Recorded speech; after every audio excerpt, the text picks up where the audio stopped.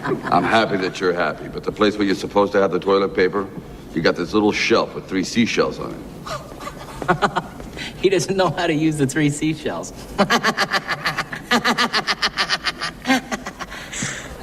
I can see how that could be confusing.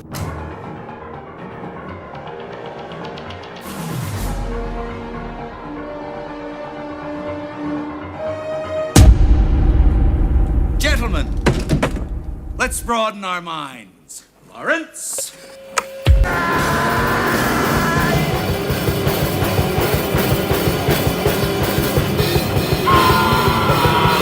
Market zero!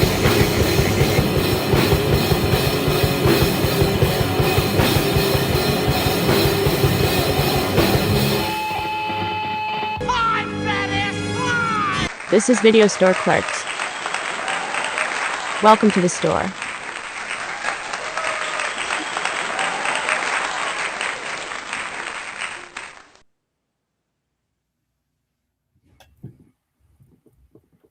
Mellow greetings, citizens, on this most glorious eve. How are we? We are good. We are good. Excellent. I'm most pleasant to hear. All right, y'all. This is the Video Store Clerks Podcast. We're live every Tuesday, 10 p.m., so it's going down right now. Tonight, we're talking about 1993 sci-fi action flick, Demolition Man. This was my pick, man. I love this flick, and, we're going to chat it up about that tonight. I'm going to be your host, the pale-ass Simon Phoenix, and joining me, as always, is my brothers, Q, Chat man. you, The fat man. Uh-oh. Is Chuck frozen already? I think so. We didn't even put him in cryostasis. Shit. All right. Well, The balls hit the water and he froze. That way. That's Chuck Nasty. He'll be back with us shortly. Minor technical difficulty going on. Even in the future, nothing works. You know how it goes. Sure doesn't. All right. So if you're new to the show, we come on here every week, talk about some of our favorite films, some of our least favorite films, whatever it may be. We like to welcome everybody, new and old. What Dax unplugged the internet. That's what Chuck just messaged. So already messing with him. Way to go, nephew. Right. But yeah, we got over 800 subscribers now. So we say thank you to everybody that subscribes, like, share, all that good stuff.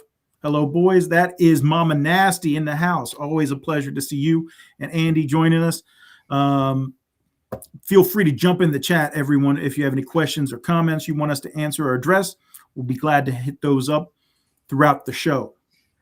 We'll go ahead and get Chuck on here. But, typically what we do every week here on the Video Store Clerks Podcast is we cover the news in the entertainment world and also the box office domestic grosses for this past week. So what we're going to do is kick things off with the news. Simon says, let's hit the news.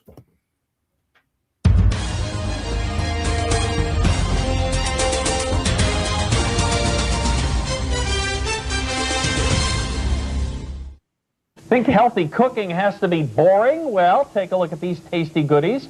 Find out why they're good. I don't think that's what you're supposed to be talking about. Tasty goodies. I have nothing. No. That's Britney We're supposed to be seeing chocolate or something. Oh, goodness gracious. There's the tasty. Oh, there it is. There you go. How do they make the donuts?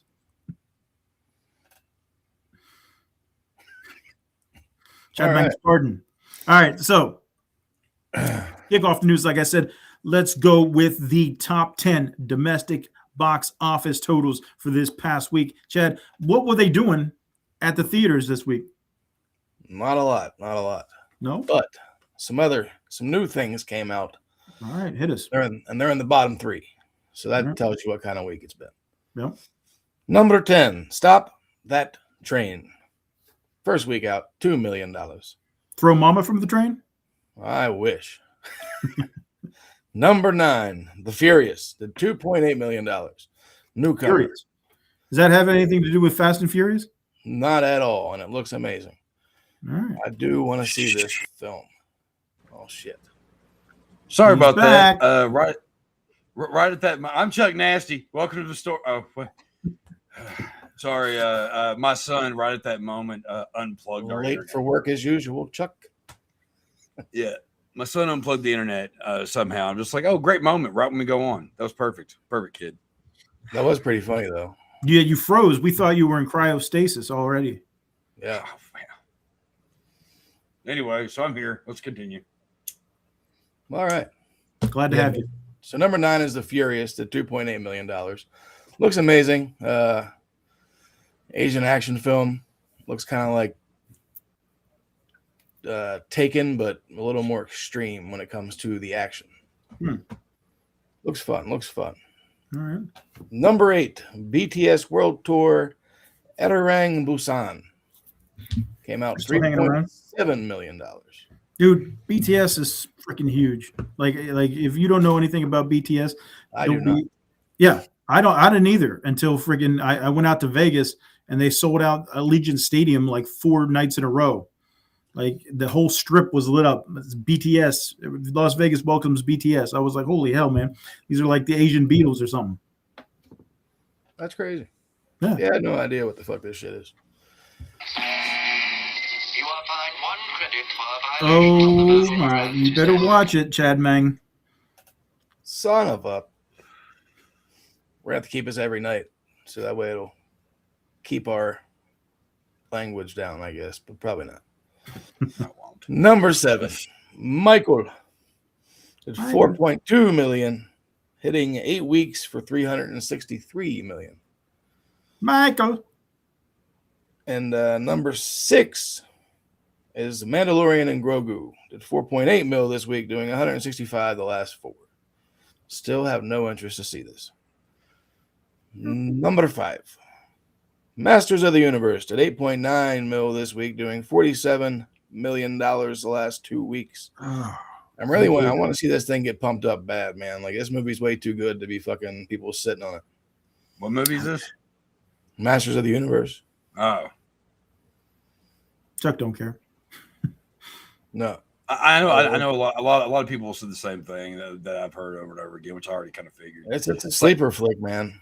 If you like He-Man, if it still means something to you, you're gonna like it. If you don't really care, I mean, yeah, as a kid I liked it, but as an adult I could really give 2 shits, so I'm probably not gonna give a fuck. But I'm glad that all the He-Man fans have 1 credit for a violation of the verbal morality statute. This is gonna be difficult. F you. Yeah. But you know, I mean, I'm glad that it is good. I'm glad that He-Man fans approve. So good on you all. Good for you. Good But stuff. the problem is it's going to do terrible. They're probably not going to do a sequel. I don't know. Maybe we'll get something on like Netflix or some kind of series or something like that. You know, kind of like how Kevin Smith did. I don't know. It's not going to have the budget that this film did. So I don't know. No, I definitely would love to see the sequel for this. Stranger things have happened. Too many possibilities. Number 4. What? I was just gonna say they put out shitty sequels all the time. I'm sure you'll get it. They do. You are fined 1 credit for a violation of the verbal morality statute. Number 4, Backrooms. 11.5 mil this week, doing 160 mil the last 3 weeks. And number 3, Scary Movie 6 did $14.1 million, doing 84.3 mil in the last 2 weeks. Number 2, Obsession. Did 19 mil this week, doing 188 the last 5. Still want to see that. I heard that number now makes it like one of the highest grossing. I can't remember what the verbiage was, but it was up there. It beat Blair Witch. It's not an independent film, but it was like independent funding or something like that, to where it's just past Blair Witch as far as the numbers go. So Yeah. amazing. Yeah. Have you all seen it yet? No. Oh, okay. I don't know. What you know? What was that? What was that? I don't know. I just I want to, and I can't make the time. I don't know why. I got you. No, I get it. It looks dope. I want to see it too. Number 1, the winner of the week. I know this one. Newcomer, Disclosure Day, $44.5 million. Mr. Spielberg. No, Yes. guessing those red shoes are paying off for him, huh? Aren't they? Red shoes. Huh? Red shoes. Yeah, for Spielberg. Yeah, whatever. If you're into conspiracies, you know. Go on. I don't know. Okay. I know Tiger Woods wears a red shirt. Red shoes is a whole thing in the Hollywood thing about children and blood and where they get all their power from and all that. And yeah, Spielberg, right? Anyway, go on. Number 1 film. Go figure. I don't even know what it's about. What's it about anyway? Aliens. Go fucking figure. Guess what? Another one of his movies. I don't know. Fuck, shit, piss, fuck, cunt, sucker, motherfucker. You are fined 1 credit for a violation of the verbal morale. I think he just broke it. You are fined 1 credit for a violation.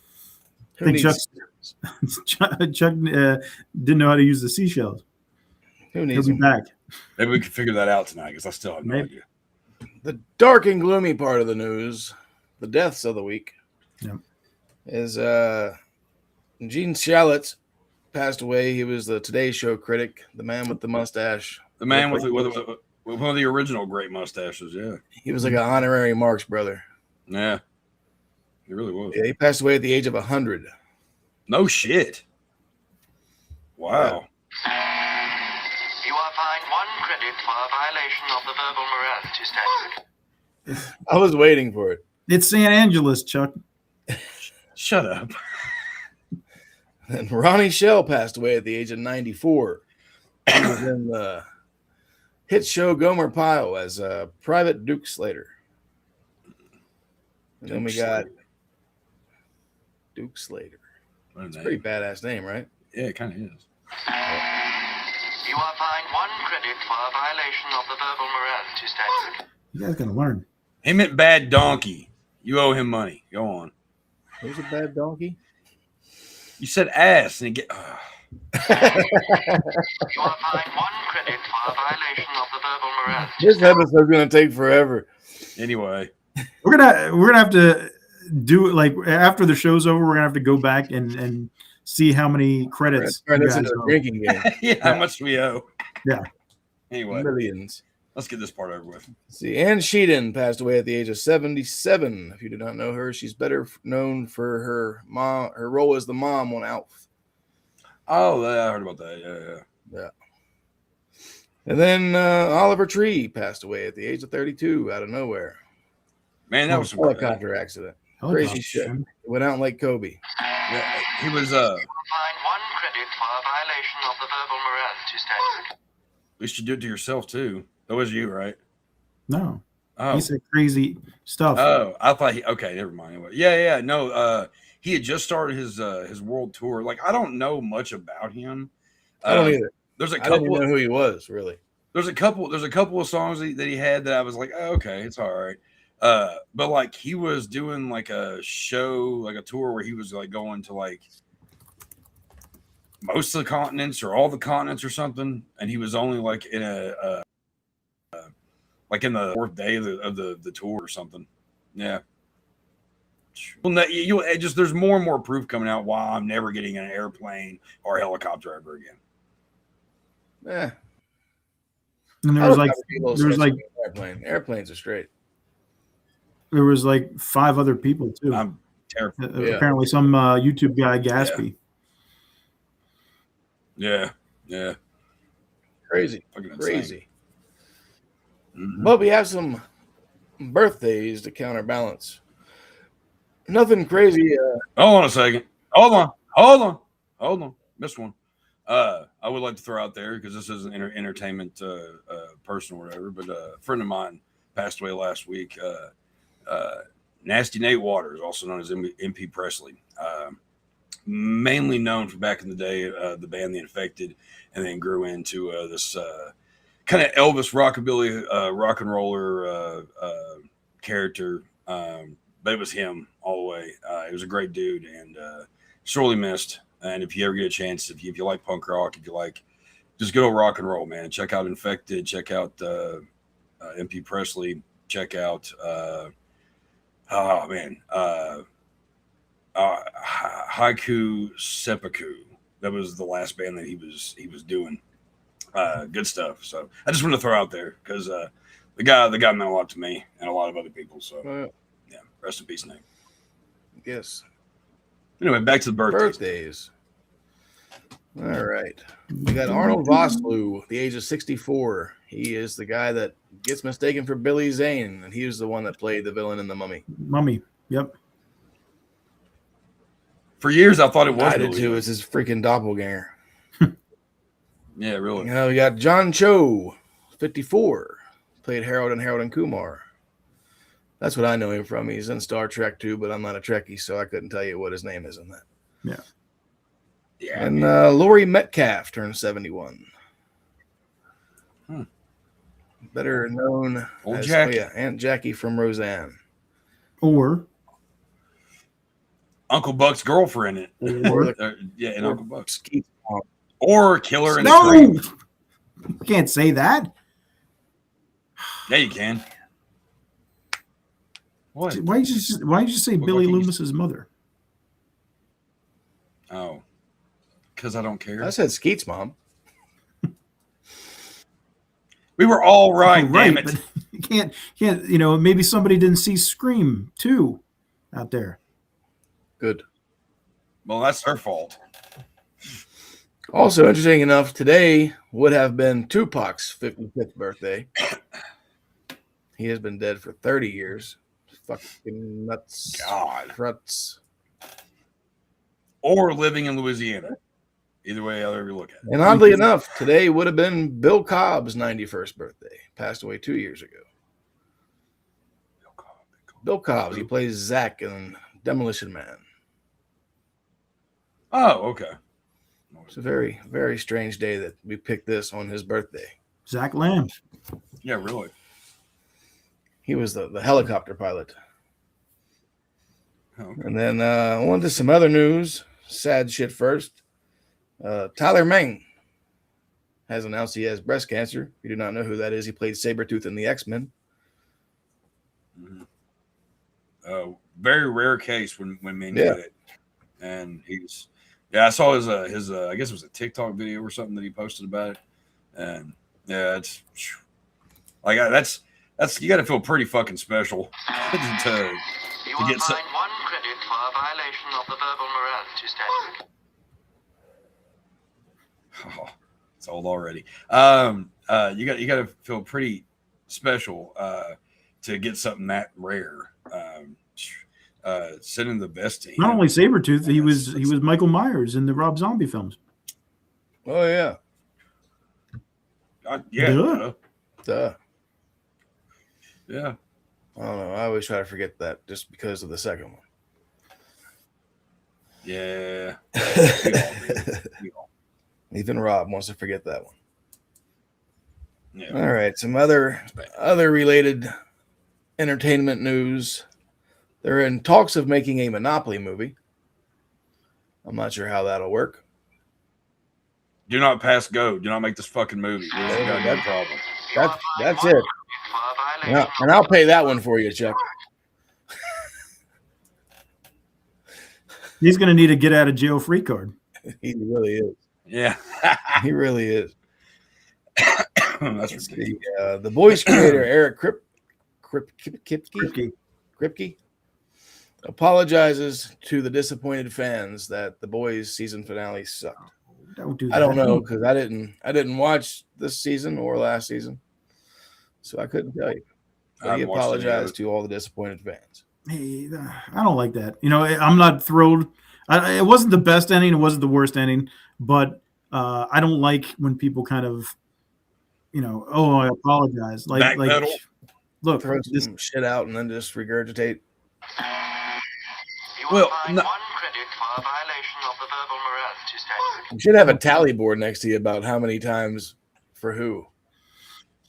Yeah. But I mean, like, don't apologize. It's like, it is what it is. Like, if you can come out and be like, hey, the studio forced me to do something, and maybe it didn't get made the way we wanted it to, but that's what it was. But don't apologize for it. I don't, I feel the same way when Kevin Smith goes back and talks about how he said sorry for making Jersey Girl and all that shit or whatever. Now, granted, I didn't like Jersey Girl, didn't really give a fuck about it, and I don't think a lot of people did either. But the same thing is, though, that's one of your creations. All right, so maybe it could have been better, whatever the fuck, but you shouldn't apologize. That just makes. You are fined 1 credit for a violation of the verbal morality statute. I missed one. Missed the stuff. Yeah. God, it's gonna lose my control. What was I He saying? went back and apologized for Jersey Girl. Right. Yeah. I don't think that you should apologize for your craft. You come out with stuff or whatever. Right. Cool. It didn't work. But you shouldn't be like, oh, I'm so sorry that it didn't appease everybody. I don't know. I feel like that with that. I think that's just kind of stupid. Don't apologize because the last episode was not. If you want to come out and say that's me, it just didn't work out the way we wanted it to. There was complications with the studio or the budget or this and that. If you want to explain why it didn't come out the way you didn't want it to, or the way that you wanted it, did not want it to, then just say that. But don't be like, oh, I'm sorry, I made a crappy movie or a TV show. It's like, obviously it's not. If it's something that you wanted different, then it was out of your control. So why are you apologizing? Tell the studio to get in there and apologize. Like, oh, we're sorry we took your money just so we could throw something up there. Yeah, and they don't care. All they care about is money. Sure. Yeah. Yeah. And that's what the industry does. So let's see. Fox is going to be buying Roku. That's what I heard. $22 $22 million. And they should have the deal finalized by the first half of 2027. I wonder what they're going to do with him. I don't know, but they just picked up 100 million subscribers. It's a lot. It is. And then Jason Momoa said that there's talks of the Lobo film, but he will not do it unless they make it rated R because he plans on killing people. I like that guy a lot. He's real shit. You are fined 1 credit for a violation of the verbal morality statute. Dave is probably cracking up watching this shit since he's not here. Oh, sure. I'm sure he is. You are fined 1 credit for a violation of thanks, the verbal Chad. morality statute. That was for you, Dave.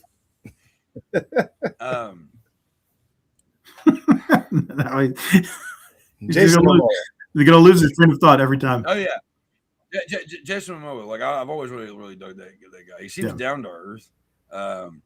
He's a metalhead.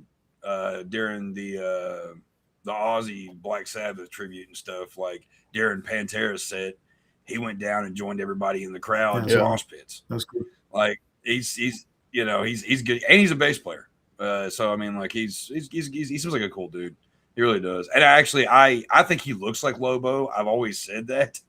And it would make perfect sense. And I would also want it to be rated R because Lobo kills people. Speaking of the chief, there's the director, David.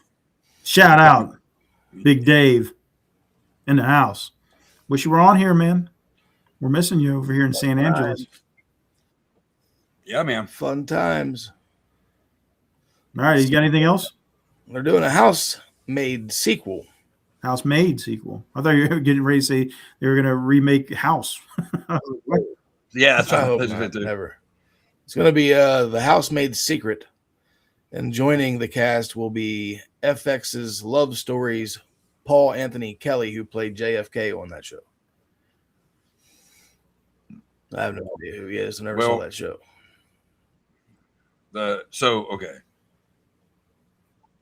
I think there's 4 different stories for Housemaid. Yeah, there's a few. There's a few. I think isn't there books based off it too? That's what I'm saying. There's like 4 stories. Okay. I think it was 4. Okay. Yeah. Interesting. Then there's been a lot of buzz saying that Sebastian Stan is going to be playing Two-Face in the Batman Part 2, which he is not. He is playing Victor Zsasz. And then they just signed on Brian Tyree Henry to play Harvey Dent, who is the one of the killers in Bullet Train. That's what I recognize him from. He was one of the British guys. I'm pretty sure he was the British guy. I didn't mind Bullet Train. It was one of those ones. I'll probably never go back and watch it again. But it's fun. I've watched it a couple of times. Yeah. Brad Pitt movie. It's fun. I thought it looked fun. I'll watch It's it a at good some movie. point in time, I'm sure. Lilo and Stitch 2 live actions in the works, but instead of the old director, they're using Chris Sanders, who was the co-director and the co-writer of the animated film, and he also voices Stitch. Any relation to Colonel Sanders? Oh. No. Chicken. Different bloodline. And then I meant to say this first, was Michael officially is the highest grossing biopic of all time. Really? Over Bohemian Rhapsody, and it's probably the next movie to join the $1 billion club. Wow. Well, I don't. That doesn't surprise me that it beats out Bohemian Rhapsody. Most of that movie was false anyway. I like the movie though; it was a good movie. Like that. It was a good movie. But I haven't seen that. Was it that bad? I haven't seen that one either. It was like a giant musical. I mean, it made sense why they did it that way, but it was just threw me off. Took me out of the movie. I don't know, but I didn't mind Bohemian Rhapsody. But those teeth, man, they're too big, too big. Yeah. Well, I mean, he kind of had. He did, teeth. But it just seemed so ridiculous on Rami Malek, where it's like, like I don't know.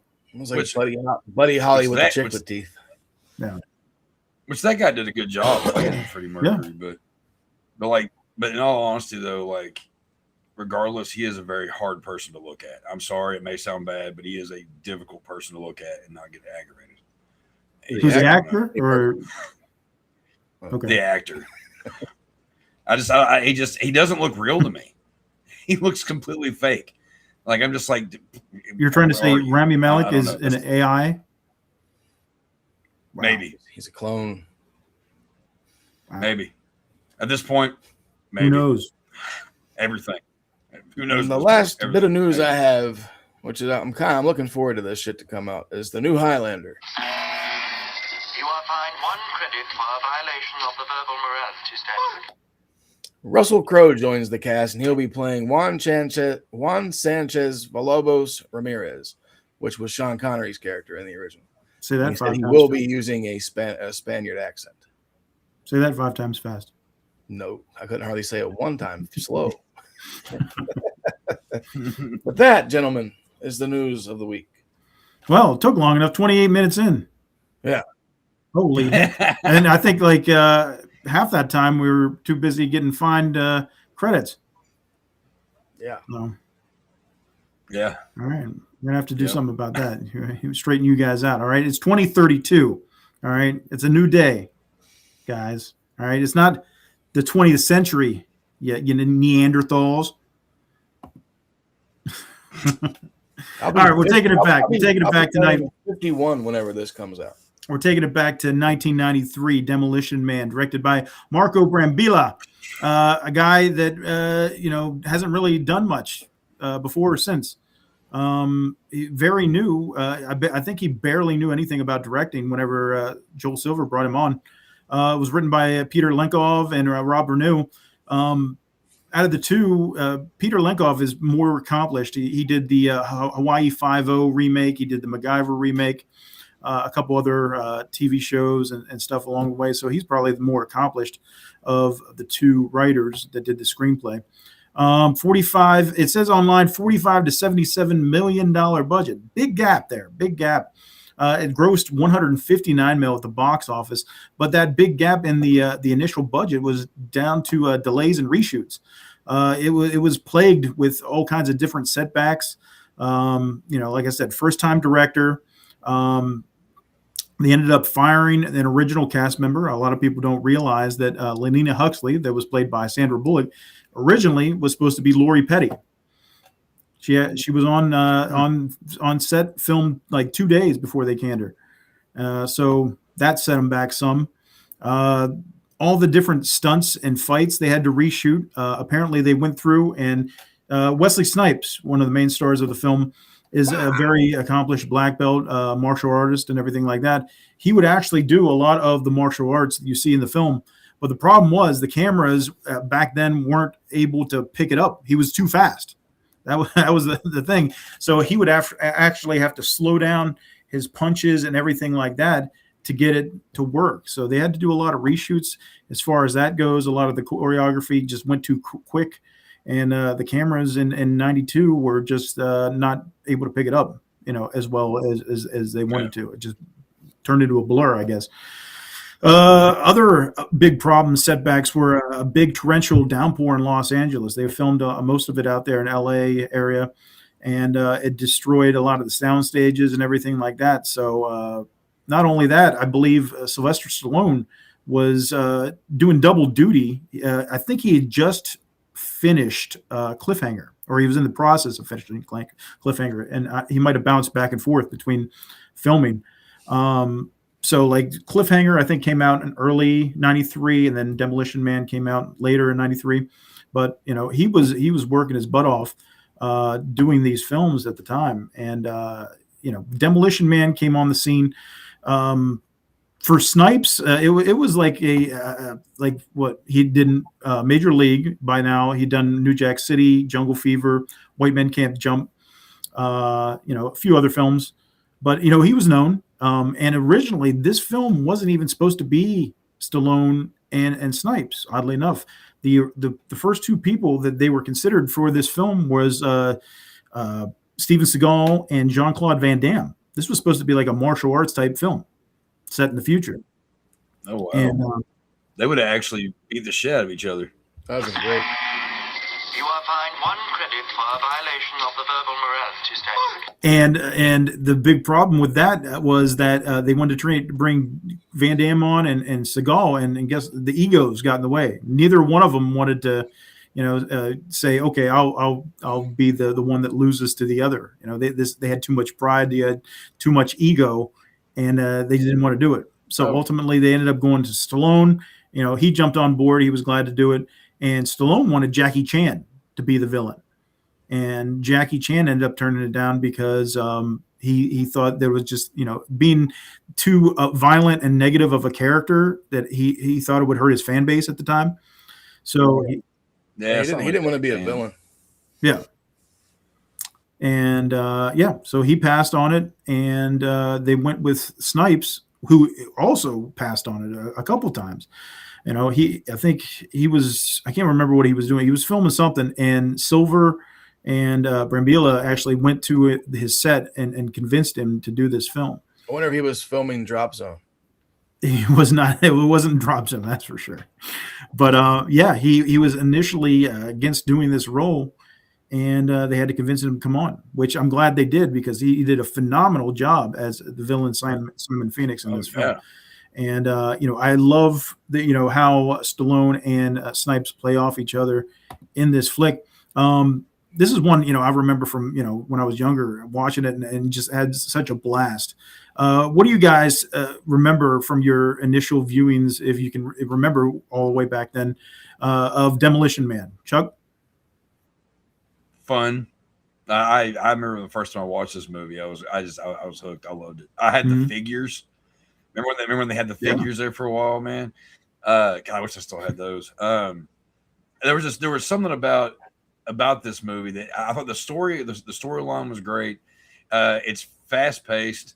There's not really too many slow moments. There's humor in it all through it. And like you said, those two work great from each other. And when I remember watching this movie and just having a blast. I watched it 2 or 3 times in a row after the first time I watched it, actually. Like I just couldn't get it up. And this being the only movie. Actually, no, I can't say that now. It's the second movie, because I like Blade, from Wesley Snipes, that I actually enjoy. It's actually the first movie from him I liked, and it's there's only 2 that I do, because I don't really care for him much, but he just kind of comes off like an ass, which makes it perfect for this role. You are fined 1 credit for a violation of the verbal morality statute. But yeah, no, I think he's perfect to this role. Because he's the kind of bad guy that he works well with Stallone. Sylvester Stallone's character in this. They just they're complete opposites. You know, one's all about good and he wants to do everything to do the right thing, and the other one is just like, hey, destruction. Yeah. I want to do this, and I love the dynamic. And I remember, I do remember one thing, and this is how I realized that Simon Phoenix was one of my favorite like action hero bad guys.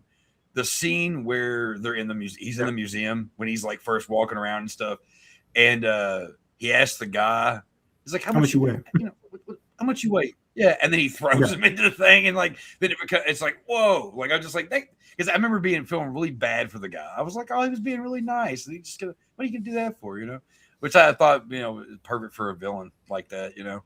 It's like what do you do like when you you cage a Wolverine for a long period of time, you know, and then let it loose upon a different world, you know, than it's used to. Then it's going to do what it knows, and in this case, Simon Phoenix knows to murder, death, kill. Yeah, and not only a different world, but a whole mellow type of living. You know, it's like you said with a Wolverine, not only letting it into a new environment, but letting it into basically the sheep's what are sheep kept in? Huh? A fence. Fence? I don't know what the shepherd's den. I may live in Kentucky, but I'm not a farmer. All right, so you're letting the Wolverine in with the sheep, is what I'm trying to say. All right. And they don't know what to do. I love it. One of the lines I think is Rob Schneider is like, we're police officers. We're not trained to handle this kind of violence. Probably the best line in the movie. Which, you know, oddly enough, Rob Schneider is not credited in this film. If you go and look, it was part of a deal, I guess. His agent at the time, they didn't really have the role for him, and the agent kind of lobbied to get him in there and have a couple speaking roles. And I think he ad-libbed a couple of the lines. Maybe, I don't know if he did the seashell line on his own or not, but the few little bit of things that he does is comedic. You know, he's obviously a comedic element, you know, comedy actor, everything like that. But it's funny, the dynamic and the satire they have in this new world in 2032. You know, the film starts off in 96 in Los Angeles, and you have Simon Phoenix just running amok, you know, causing chaos back in LA. And John Spartan, played by Stallone, is the only guy that can stop him. You know, he's dropping in from the helicopter, and you know he's the stereotypical good guy, and he's here to save the day. And it's an interesting start to the film, because it's like, you know, you have him showing up to this warehouse where Phoenix is, and he's trying to find the hostages, and he's like, you know, where are the hostages? And Phoenix won't tell him. And the kicker we end up finding out after the building blows up is that they're dead. They were in there, but we find out later on that they were already dead. So it was a setup by Phoenix to kind of frame Spartan for all these people passing away. And it's a good way to kind of kick off the film. It's that action element. You know, the action throughout the film is just, I think it flows pretty well. You know, it's not too contrite. You know, it comes whenever you need it, and it doesn't, you know, kind of, I don't know, linger too long. You know. Yeah. You gotta thank Fred Decker for the intro for this movie. Yeah. Because it's supposed to just start off in 2032. Right. And he was like, you got to show how bad 1996 was. Right. Which was pretty close to the truth, you know. Out in the 90s, out in LA, was no picnic. And that was a dope ass intro though. Like, oh yeah. You are fined 1 credit for a violation of the verbal morality statute. Yep. So yeah, man, John Spartan gets set up by Simon Phoenix. He kind of outsmarts him. I like that line now. He's like, "Is it cold in here, or is it just me?" It's so much fun watching Wesley Snipes in this film, because he just seems like a little kid. Like if you took a little kid and turned it into like the most violent criminal, that would be Simon Phoenix, because he just like everything is his playground, and he has no restraint whatsoever. Yeah. And, I will say in the beginning though, whenever they're doing that whole thing where he's like standing in the gas and he's holding the torch with a cigarette and everything. Yeah. Whenever he like throws the cigarette down, like that whole place would have just blew up. Yeah. Like there's just like patchy fire here and there during their fight, and I'm like, no. But I mean, that was a Somebody freaking huge. who's played with fire and gasoline knows that. I mean, it also depends. But I mean, it also depends though. When it comes down to it, like you could have a lot of fire. The main thing is fumes. Yeah. If there's a lot of fumes, then yeah. He should have smelled the gas as soon as he walked in that room. Oh, for sure. There's a lot of little things you can nitpick on in this film, and I'm sure we'll go over it. But the main thing is, it's like, okay, like I don't know how many drums were in this warehouse, but it was a freaking huge warehouse. Like you see that shot where it pans back and the whole place kind of is demoed. Which obviously they're going for, like, okay, whenever you watch like a controlled demolition of a building being destroyed, they were going for that kind of visual. So to kind of tie into him being the demolition man. And they just blow up this warehouse. I can't even remember how big it was, but it was enormous. So I don't know. You would have had to have so many different explosives in that building to have it go down like that. But that was the premise. It's like, okay, we're demolition man, and this is us demoing a building. So yeah. But yeah, that was the setup. I'll be right okay, back. be careful. But yeah, he sets him up, man, and they send him away. They think, oh, this is all your fault, Spartan, because we had the hostages. You went in and you were, trying to play cowboy. Look what happened. Well, even I have a like that can't be how that would play out. Like I wouldn't think. I don't know. His trial would be fucking long. You are fined 1 credit for a violation of the verbal morality standard. Yeah, I don't think it would be cut and dry. That's for sure. And I don't know. I don't know how.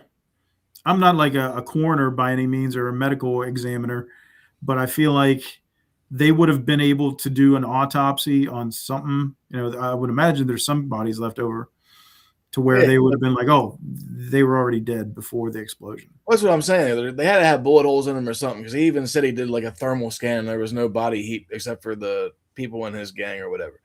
Right. So yeah, they had to be dead pre him getting to the building. Right. So that they like, I don't know. I feel like he would get off, but I don't know. I don't know. They shafted him apparently. He got shafted. He was the scapegoat that they used, and they threw him in cryostasis, which for the mid 90s, I mean, this cryo prison that they're developing is very futuristic, state of the art stuff. That like even now in 2026, we don't see anything remotely like that. I want to see the size of that warehouse. Yeah. Just putting people on ice. Like I can't even imagine the amount of money it would cost to keep all these criminals in cryostasis. Right. Like, can you imagine if we were doing that in real life for 30 years, how many people would be in this warehouse? Oh my gosh. Jeffrey Dahmer. I love that guy. Throw him out. It's like, what the hell? I think you're still muted, Chuck. Yes. Ta-da. You good? Yeah. Cool. All right. But yeah, fast forward. Fucking A, man. Oh, come on. You are fined 1 credit for a violation of the verbal morality standard. All right, so now fast forwarding on, we're now in 2032. It's San Angeles. The Los Angeles that we know does no longer exist. It's a metroplex of LA, San Diego, a couple other places that are all merged together to form San Angeles.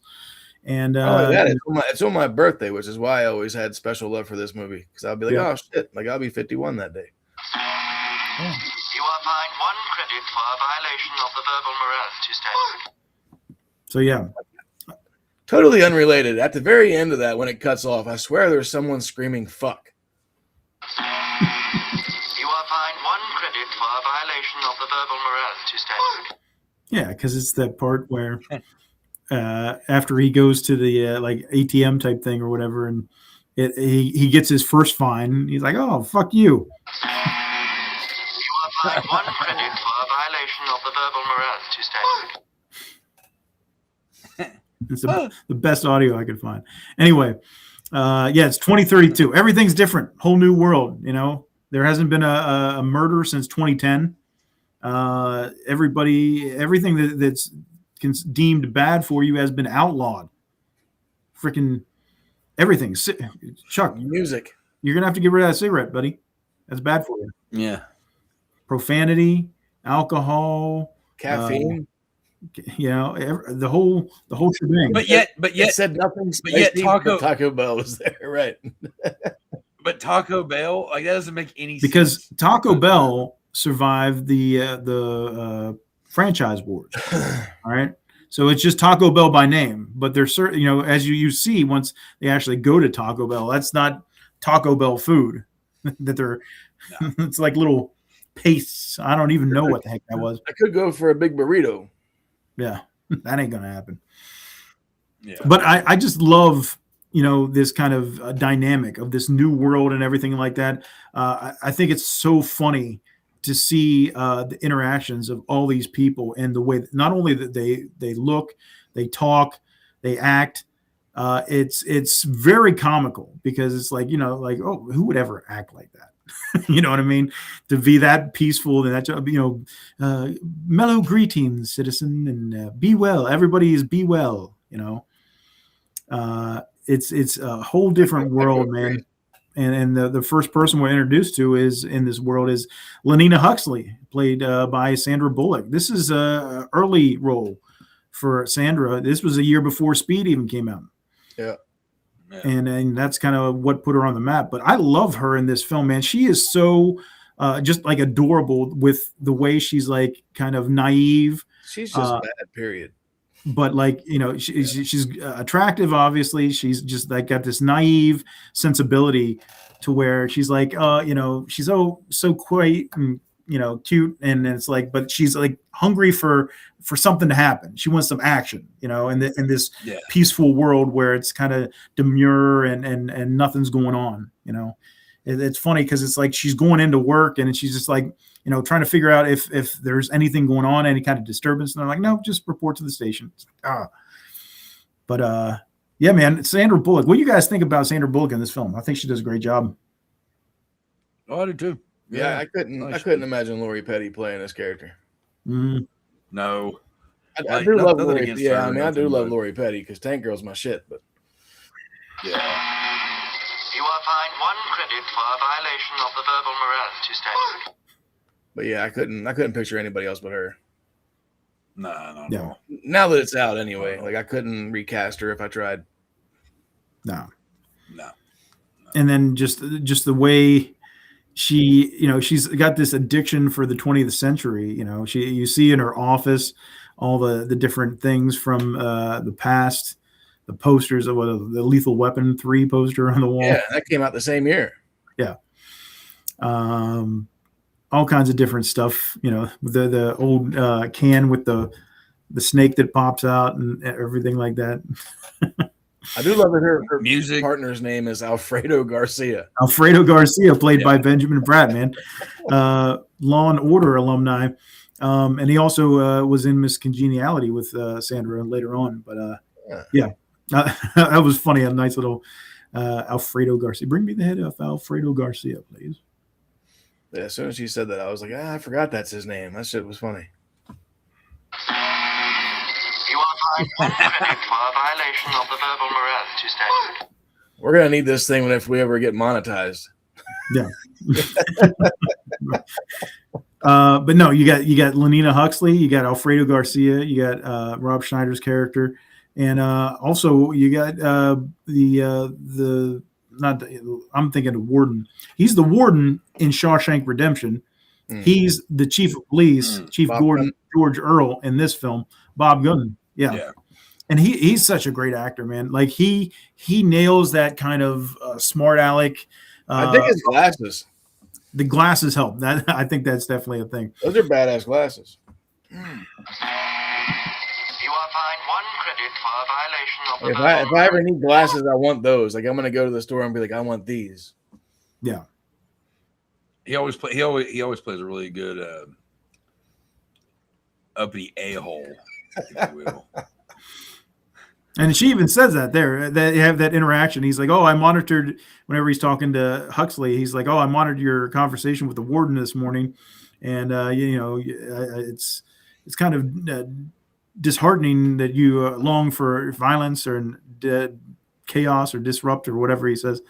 And she's like, "Oh, well, thank you for the attitude adjustment, Chief Earl."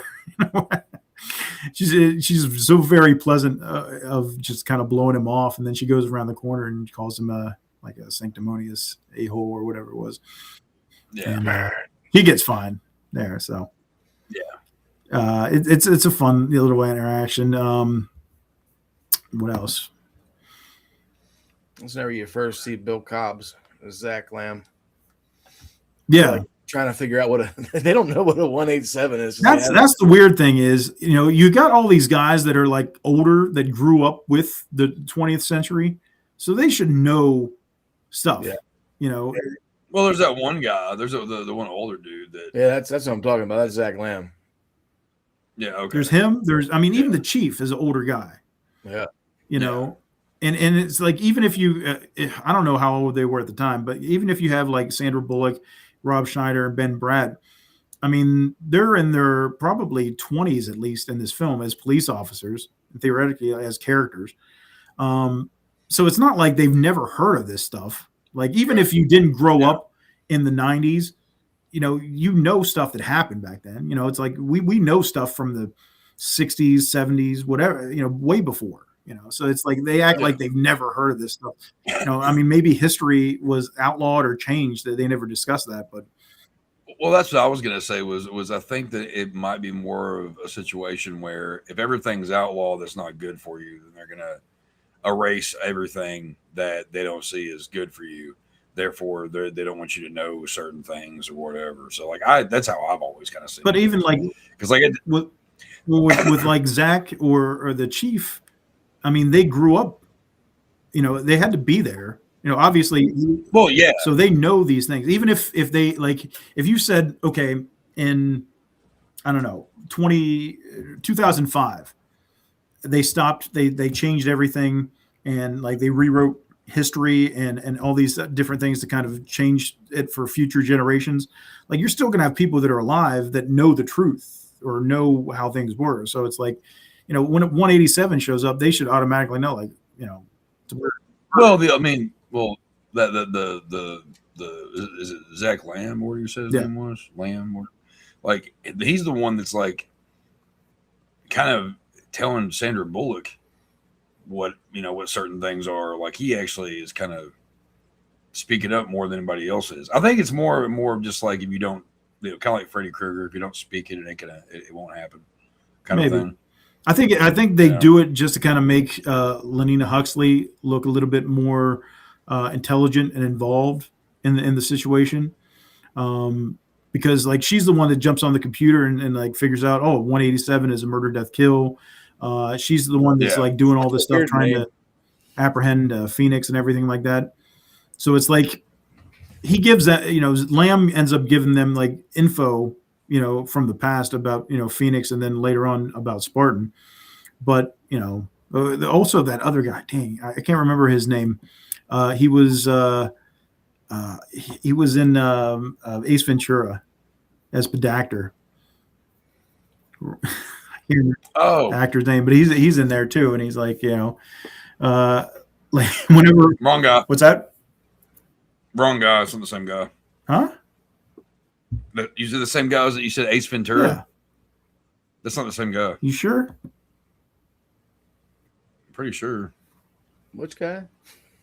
Roger Predactor. You don't remember Predactor? What? What a name. What? Oh, the bitch. What? Okay, Troy Evans. Okay. Yeah, that is the tough cop. Okay, I was thinking of. Hold on, where's he at? There's another fat guy in this movie that. Yeah, that's who I first went to. Whenever I thought about that. When he was talking about the race. All right, but yeah. Okay, I was thinking of the other guy, other dude. Yeah. Oh no, you're thinking of Glenn Shaddix. The roach saw the size of your dick. You are fined 1 credit for a violation of the verbal morality His standard. dick. What? Well, I don't know. It's your dog. Either way. But yeah, he's in there too. He has a couple lines that Oh man. I didn't realize Jack Black's. Yep, that's one of those ones where you blink and you might miss it. He's one of the scraps that is with Dennis Leary's group, and early role for him as well. There's a couple people here. After I saw the film and I was watching the credits, oddly enough, and I saw some names that popped up, and I was like, oh really? I didn't even realize that. Jack Black being one of them. Another one, Chris Duran, which a lot of people might recognize as he's been in stunts for many years, but he was Michael Myers in H2O, and he was Ghostface in Scream 2, which we mentioned earlier with Laurie Metcalf. Weird. So he's one of the museum guards. So that's another one. Blinking, you might miss it. Kane Hodder was also in this film doing stunts as well. Yeah. So, and so was apparently Jesse Ventura. Well, Jesse Ventura was one of the one of the cryo guys. Yeah, the criminals. Yeah. Which so now talking about that, also the one other criminal that was in that group was Tatsu from Ninja Turtles. Ah.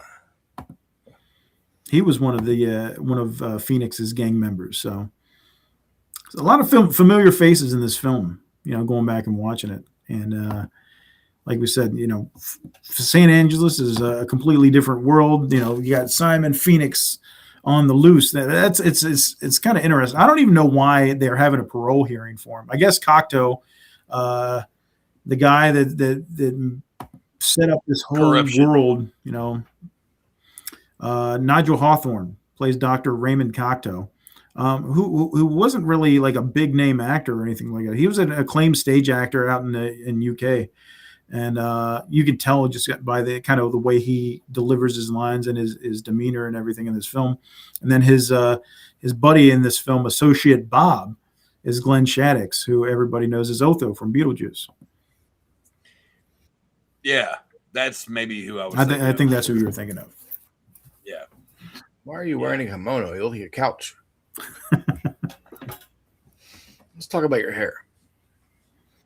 My question is if everything that's bad for you is gone back then, and you can't, food's kind of, whatever the fuck. How is that guy still as big as he You are is? fined 1 credit for He drank the Kool-Aid. morality standard.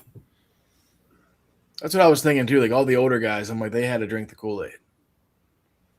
Yeah, maybe.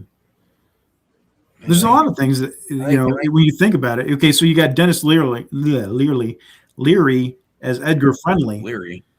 And he's like kind of the leader. He doesn't consider himself a leader, but he's the one that helping with this group called the Scraps, which is very demeaning. And what's weird to me is they're the ones with the weapons, and they're the ones that don't care about conformity when it comes to this new world. Yet they're still oppressed somehow. Like if all these people above ground don't know how to react to violence or anything like that, why wouldn't you just go out and kind of pillage at that point? You know what I mean? Like if you're starving. I think they also because they did their things to get out and steal food. They actually didn't want to hurt. They still have morals. They have more morals than the fudging government. They believe in the old ways, but they don't want to just go out and beat the heck out of a bunch of people.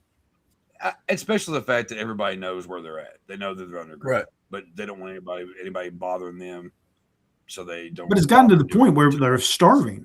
So it's like, why let it get to that point? You know, why? I don't know. I don't know, government. He tells that. I don't know, man. Oh, okay. Rat burger sounds pretty damn good.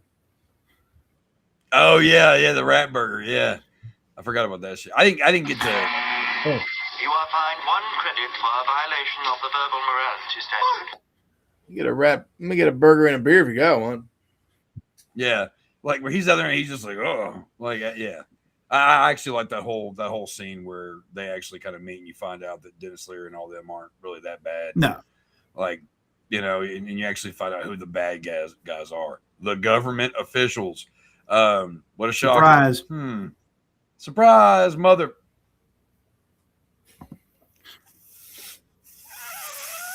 It is so hard not to cuss. It's like right there in my head. It's like just say it. Just say it. I will eventually. but no, like the scene where they're all at Taco Bell, and when they they go through all this stuff where like the scraps are like they're stealing stuff and all that, and they're expecting Spartan to go out there and beat them and all this, and then he's just like, they're stealing food. Well, they're just like it's I don't know, like there's something about that realization there. Yeah. Once you realize it, because he just kind of out of the corner of his eyes sees the one guy on the motorcycle, and he says to Huxley, playing that hunch again or whatever, and he goes out and obviously they're trying to steal food from the carts, and he's stopping them, and he's the only one that can like really stand up to any kind of violence or any kind of action whatsoever. And then, once he realizes what they're taking, he picks up the bottle and realizes it's just food from Taco Bell. Like, these people were hungry, he's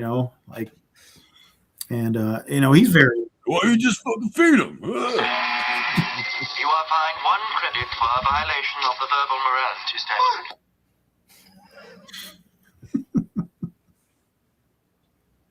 But yeah, one of the things I think a lot of people don't realize is that there was an alternate version of this. When we talk about Taco Bell, in foreign versions of this film, they ended up using Pizza Hut because the studio was too worried that foreign audiences, which didn't really have too many Taco Bells back then, would not be familiar with that franchise. So they switched it over to Pizza Hut. So if you go online and you see the cut where it's Pizza Hut instead of Taco Bell, you're not hallucinating. That was real. They just changed it up. They reshot it. So, hey guys, Taco Bell was just basically starting out. It was just only in major cities in the States. Pizza Slut was everywhere. Yeah. And another fun little factoid is that the computer there at the police station, that voice is Adrienne Barbeau. Oh, yeah. I did not know that. The famous actress, the scream queen, if you will, type role. Speaking of other countries, Creep Show, The Fog. So yeah, speaking of the other countries, though, the title for Kuwait was interesting. What was it? Rambo the Destroyer. That's right. Because they were worried, or they were thinking that the foreign audiences would buy into this film more if they thought it was a Rambo. Just take Rambo and Conan and put them together. Yeah, they actually like played it out like it was a Rambo film to these people. Yeah. And they're going in there thinking they're seeing Rambo, and it's this, and they're like, oh, this is odd, And it's I love Martin Rambo. Yeah, I love the little jab in the film where whenever Phoenix is in the museum and he says, something about Rambo. Excuse me, Rambo, and he grabs a sack out of the fucking thing's hand. You are fined 1 credit for a violation of the verbal morality statute. But they definitely have a lot of fun with the dialogue in this, man. There's so many quotable things. I just love all the lines that Huxley has that she just like screws up completely, like as she goes along. Oh yeah, the old sayings and stuff. Yeah, he's like, what? Yeah, he really matched his meat. Yeah. Oh, I'm gonna have to rewatch this after we get off here because I didn't get to last night. But yeah, I forgot about that whole thing. Where, like, he really licked his ass. That's met his match and kicked kicked his ass. Yeah. Go ahead. Say it twice now. You are fined 1 credit for a violation of the verbal morality statute. Fair. And then what? You can take this job and shovel it. Yeah. Did something else later too, didn't she? Shove it. What's that? She said something else later Take this on too. I job. thought. She says a couple of things.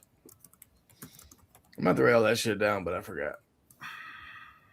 You are fined 1 credit for a violation of the verbal morality statute.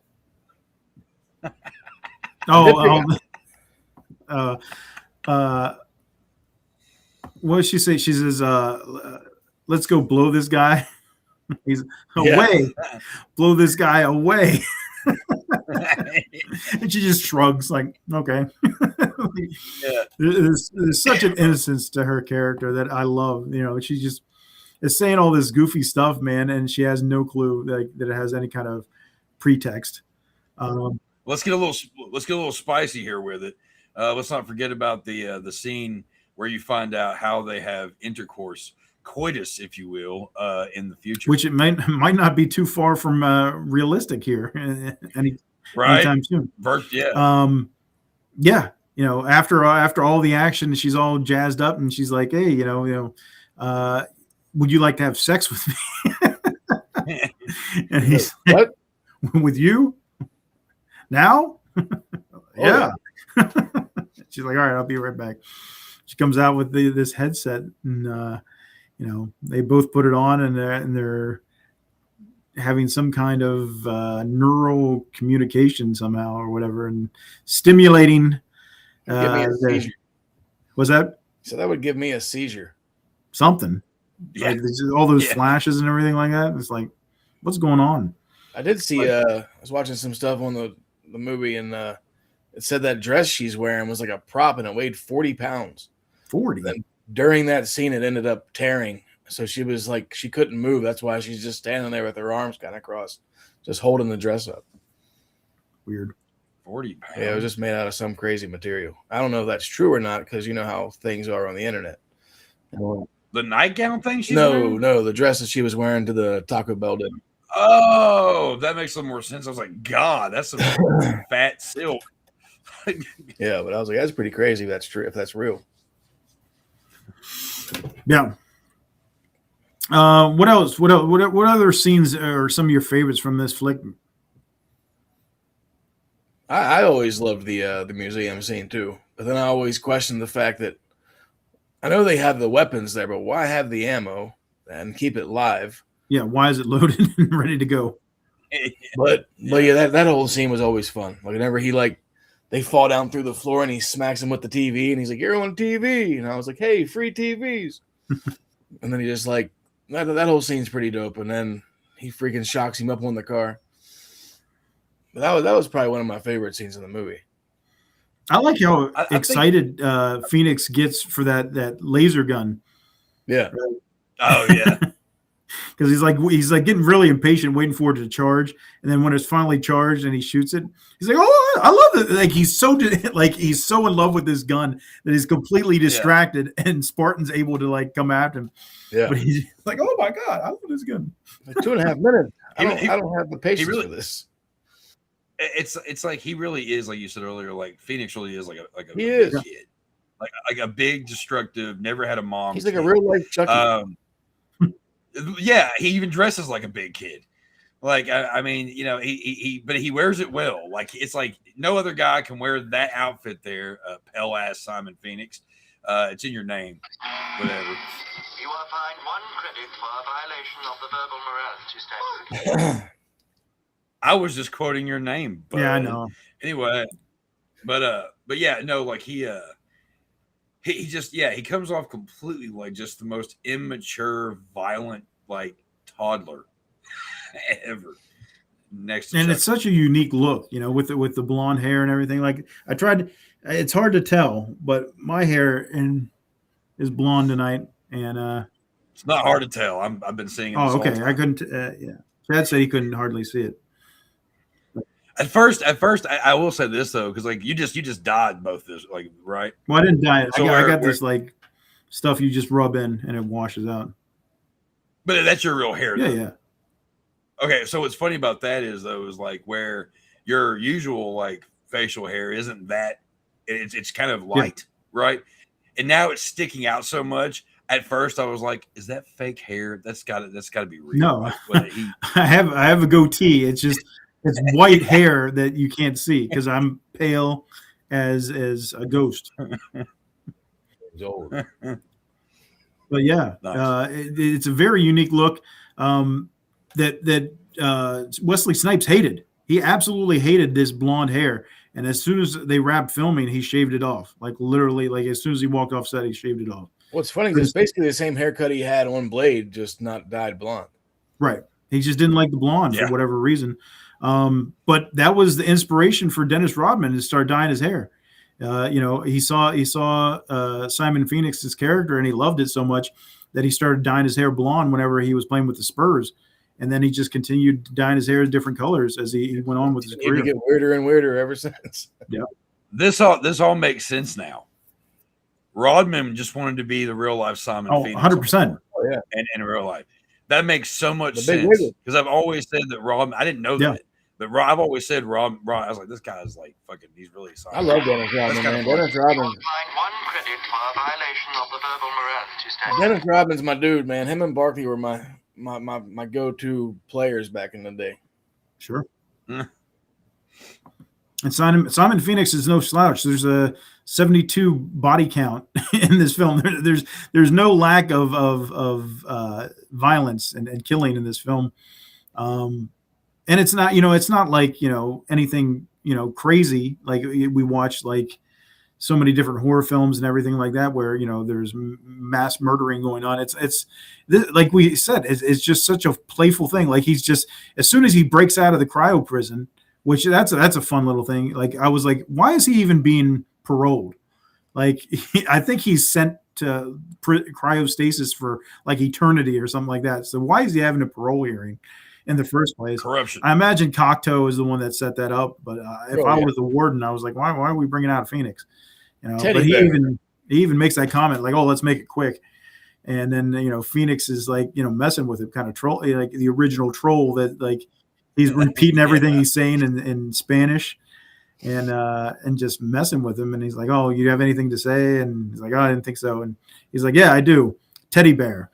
And then apparently that's the verbal code to unlock the thing. He's like, how did you know that? Oh, that's right. How did you know the password for the cuffs? He's like, I don't know. I wish I knew. That And shit then- cracked me up. You are fined 1 credit for a I want to violation. know how many bodies Phoenix had by himself. I know he had 30 on the bus, and he killed 4 at the cryo prison, possibly 6 at the telephone thing, and then at least 5 more at the museum. I don't think he killed those guys at the telephone thing. He just I beat don't them know up. either, but I think he just injured him. He real killed the bad. one guy. Whenever I'm pretty sure he did. Anyway, the one that was standing by the anti-graffiti thing where he gets electrocuted. wall. Yeah, that was another thing. Like you see that was kind of your first introduction of the scraps, where this thing pops out of the ground and sprays graffiti. What life is hell, and it says EF. You guys say scraps, I think of Monster Squad. Scrap apps. Bogus. Give me a break. Are you dead? But it's so weird because they're like, you have that graffiti spray on the wall and then it's immediately wiped. It's like it doesn't even happen. Yeah. And then like the whole thing like starts malfunctioning and sparking. I don't know. That was weird. Yeah. But I do like the way they can tag stuff on the walls and not even be there. Just shove a little machine up there. And it sprays the hell out of the wall and throws your tag on there and game over. Yeah. See, it's little shit like that in movies. I like how you and I have got to the point where as soon as we say it, we're just like, We are. It's like we're in church and we realize that we've said something bad and somebody that shouldn't have heard is dead. I think that why like the reason why a lot of those weird scenes in movies, such as the the graffiti thing or whatever, with it going up there and then disappearing. I think that what happens is, because this happens a lot when I'm writing, a scene looks really cool in my head, and an idea seems really cool in my head. And then later on, after I've put out something and it's been published and everything, and I look back and I go, that doesn't make any sense. Why did I write it like that at all? Because, honestly, I think that erasing the graffiti thing was stupid. I never understood. If you're going to graffiti, just graffiti. But, I don't know. It was just something that I kind of was thinking about, where it's just those moments where it's like every Fulci movie you've ever watched in your life. I love Fulci. Right. But how many movies have we watched of his where we're like, what was that? It makes no sense. What it's like when you're wanting to put a scene in so bad with something, or you just in your mind that's so good, and there's people around you going, "Are you sure? Okay, do it. All right." And then later on you go, "Oh, they were all right. Fuck. Now we have to go in." You are fined 1 credit for a violation of the verbal morality statute. I think they were just trying to be futuristic. Okay, this is gonna have a machine that sprays paint, and then you have a machine that wipes it automatically. I don't know. It's whatever. I mean, again, they were trying to go with the futuristic aspect of it, so I get it. But if you're gonna graffiti something, at least have it up there for longer than 2 seconds. Or if you have something that senses that it's been spray painted, that wall would flip. And it would you would have the back of the wall, which is clean at that point, and then you would have some kind of system inside where it pressure washes the graffiti off of it, so then it's always clean on either side. Something that would have made more sense. That would have made more sense. Whatever. But minor details. Yeah, small shit. You are fined 1 credit for a violation of the verbal morality statute. Man, I think I'm gonna have PTSD by the end of this episode. Well, we might get you every time I cuss, I'm gonna be like, we might get you straightened out. All right, you might be on the right path after this. Fuck that. Anyway, you are fined 1 credit for a violation of the verbal morality statute. But yeah, it's so much fun watching Phoenix interact with everybody. Whenever I love whenever he first gets to that phone booth type thing or whatever, and there's that guy that's standing there talking to it because he's depressed, and the machine's trying to cheer him up, oh, you are a sensitive man who inspires joy feelings and all around you or whatever. He just kind of throws him out of the way, and he's like, "Oh, I'm sorry, citizen." and the machine starts talking to Phoenix. It's like, "Oh, you look great today," and he's like, "Oh, I feel pretty good too." I mean, he apparently can just hack into the system. It's one of the things that has been kind of West. Yeah, they explain later on that the prisoners, which I don't know why they gave them these capabilities to do things we find out Spartan is able to knit, and obviously Phoenix has been programmed to have all these martial arts and training and all these different things, computer training and skills and all these things. But it's why are you even bothering if all these prisoners are going to remain in cryostasis? They're not getting out. So right. What we got here? Mom says, laugh out loud on the music during the cussing.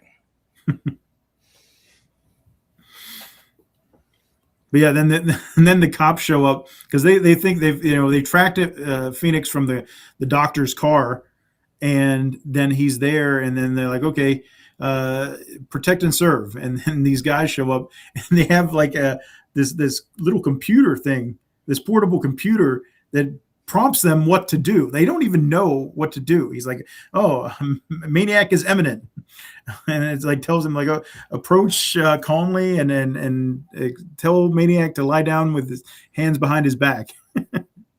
He's like, "Simon Phoenix, lay down on the ground and put your hands behind your back." And then he just he says, "Oh, there's 6 of you. They're tiny little uniforms. I'm so scared." Yeah.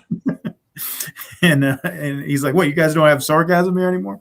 But the cops all offended. He's like, "Maniac has responded with crude response or whatever he says," and they're like, "Oh, repeat ultimatum, and this time use or else."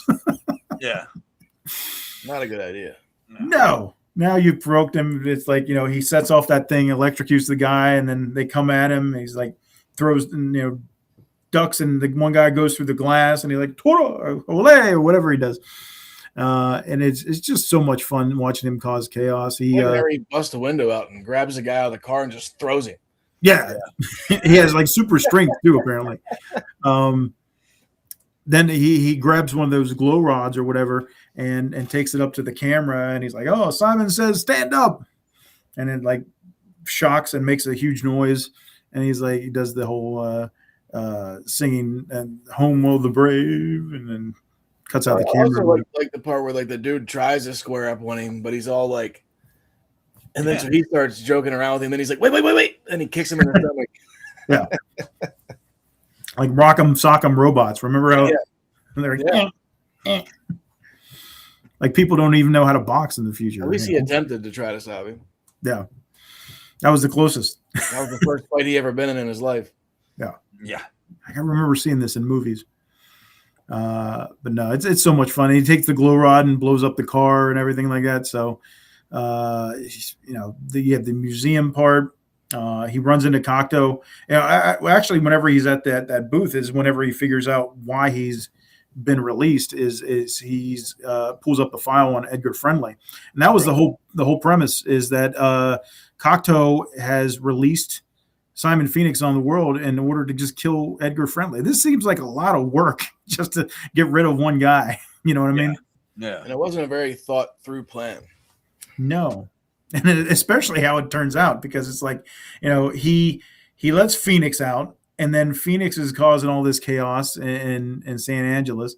And then Phoenix is like, "Oh, well, I need these guys released too. I need help." And then it's like, he didn't even think to program those guys. So it's like, Phoenix is like, "Oh, just shoot this guy." Yeah. And the look on his face is great. And then after that, Associate Bob is just like, "Hello, I can assist you." Yeah, he just becomes good friends with Simon Phoenix until he's just, until Spartan shows up and they have this big showdown, and he just kind of like, "Oh, good luck to you. It was a pleasure."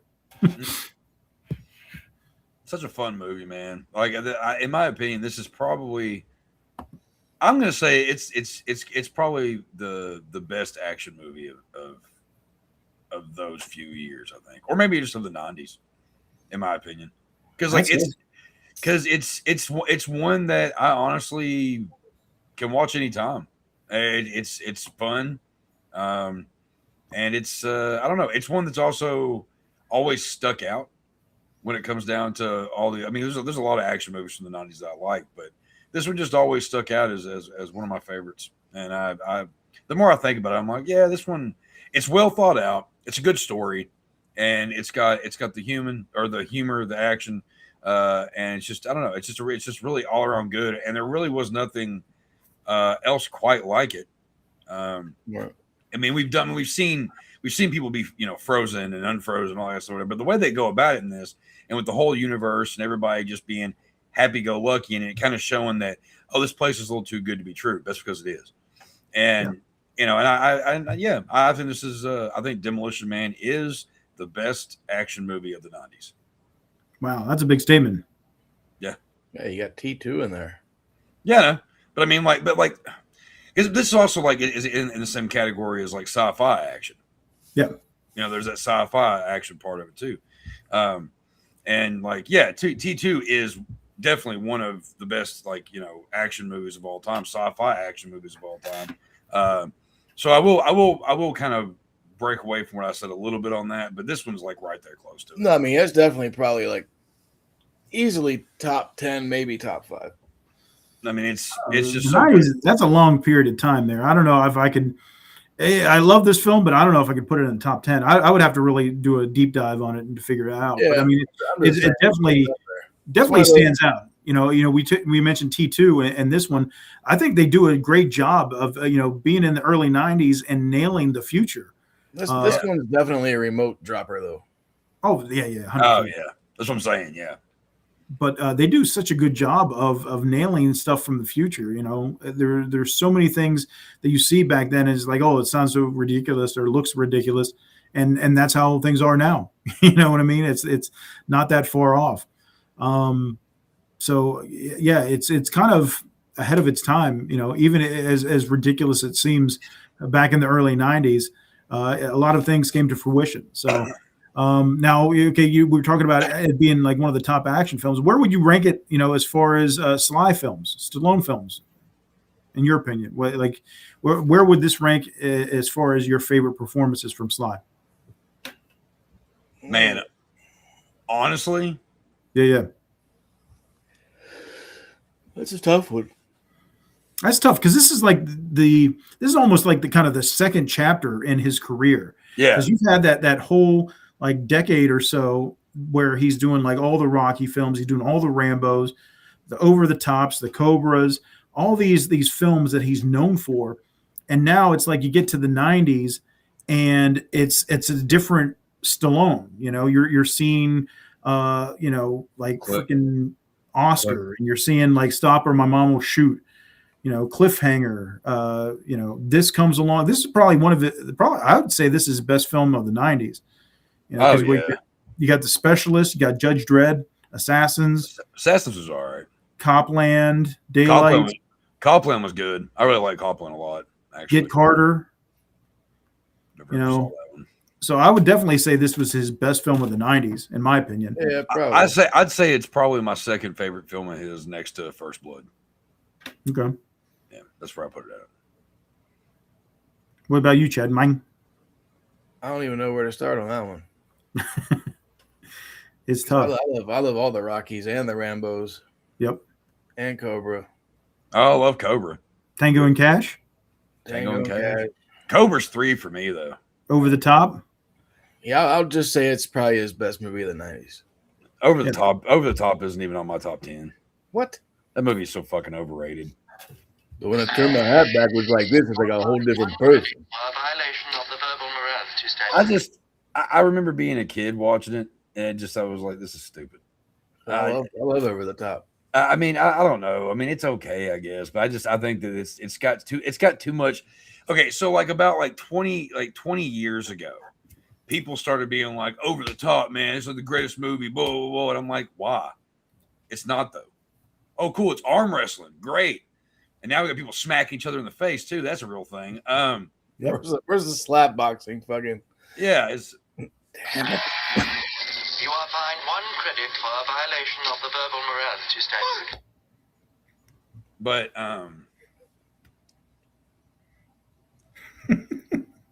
Gone. We got boxing and slap fighting. Oh yeah. Like I don't know. Over the Top, just to me, it's one that I've watched multiple times. It was always on TV when I was a kid, and I always watched it, and because I like Sylvester Stallone, and I was a kid, I always thought he was cool. He was cool. But the kid from Flight of the Navigator. Yeah, but I didn't care. Like Flight of the Navigator was cool, but like I didn't give a hoot about about arm wrestling. I just did not. I will say this though, I would rather watch Over the Top than any of the Rocky movies. So, well, wait, no, take it back. 4 because Lundgren's in it. That's crazy. I just never gave a shh about it. Man, I just never cared. Like love Rocky, man. I just whatever. I just didn't ever, because the thing about Rocky is it's just such a stereotypical like. I'm a fucking idiot. I'm gonna beat people's asses. You are fined 1 credit for a violation of the verbal morality statute. And then it did how many movies of this? If it wasn't for Rocky, there'd be no Stallone. How many movies? I get that, and that's fine. I respect the movie, whatever. But I don't understand why we needed the same movie over and over again. Like I don't know. I don't care. Like the first movie, I get it. It's a masterpiece in cinema history. Gotcha. Don't care. Oh look, he's running upstairs. Awesome. Hey, it's got some classic. It's got classic scenes and all that, and I respect it. And whatever, the first Rocky movie, cool, it's a classic, whatever. But I just don't care. And you'll respect it more if you ever try running the steps. But here's the thing. That shit wears me out. But I'm never going to do anything that stupid. You are fined 1 credit for a violation of the verbal morality standard. Regardless, like, man, one of my favorites is Rocky 2 out of that whole franchise. I like all of the movie. Well, not all of them. But not Rocky 5? 2, you don't like 5? I thought that was everybody's favorite. No, but Rocky 2, man, oh my gosh, that's like, that gets me pumped every single time. Like that scene where Adrian comes out, we don't know if she's gonna make it after she gives birth, and then she makes it, and then it's like, he's been by her side the entire time. And he's ready to just give up, spend his life raising his kid and being with his wife, putting aside all the things he wanted to do, his dreams and aspirations. And she's just like, I want you to do something for me. And he's like, what? Win. And it's just that moment where you have that gong kick in and the music, and absolutely, dude, man. And you have oh my gosh, Burgess Meredith, like, what are we waiting for? Take this. he's all amped up. Man, like I can watch that training montage and still get goosebumps, man. I got him some Muppets. Like, what's his name? Kermit. It cracks me up. But yeah, man, I could watch that stuff all day long. I go to the gym, get freaking jacked, listen to that Rocky soundtrack, man. Oh man, I guarantee it. I mean, it's a motivating. I mean, that's one thing about those movies is they're motivators. I mean, if you don't feel like doing things that you should, or if you aren't feeling quite at your potential, well, by George, watch Rocky, and you feel like you can take over anything. That's the whole point of that is you can do anything. Your Stockholm machine. You like Stockholm, right, Wally? Overcome. All right. Well, then we'll say this. Can we all agree that this film, Demolition Man, is his best film of the 90s? Yes. Yes. Okay. Fair assessment. Anything else, man? I feel like there's a bunch of stuff we're missing out on, but there's just so much to talk about. Like we could sit here for hours talking about this film. Well, I mean, there is the original script where he finds his daughter and she's one of the people living under the underground. Yeah. They even I think they filmed that. Yeah. Like the one scene they actually left it in where he's like holding some girl against the wall with his arms around her. That's the chick that was playing his daughter. Yeah. Huh. But they scrapped all that. I feel like I knew that though. I feel like I've heard that before. That would have been like some extra drama on top of everything else. Yeah. It wasn't needed. I think the quick assessment once they unthaw him and it's explained that his wife died in the earthquake of 2010 and that his daughter is still out there. I think that's kind of all you need to know. I mean, that almost, I'm surprised that it didn't set it up for a sequel. Well, rumor has it. No, but that they're supposed to be doing a second one. It's too late. I mean, that's what I say too, but that's what they've been doing. It doesn't need a sequel. The 30 or 40 year sequel revivals. I mean, I would tell you my full opinion, but then we wouldn't have the time because it would beep over and over again. So go ahead. I mean, I enjoy Sly and like Tulsa King. I think that's a good show. But you can tell with his age, it's like, he's not going to be able to do action. You saw the last Rambo, and it's like, you really have to make it stretch to work. That's why they're doing the new Rambo as a prequel. Right. Because he can't pull that off no more. So, yeah, you're not. Dude's still in amazing shape. Don't get me wrong. Oh, yeah, for sure. Oh, definitely. Like, I wish I looked like he does now. Yeah. I mean, he's got a lot of discipline. Yeah.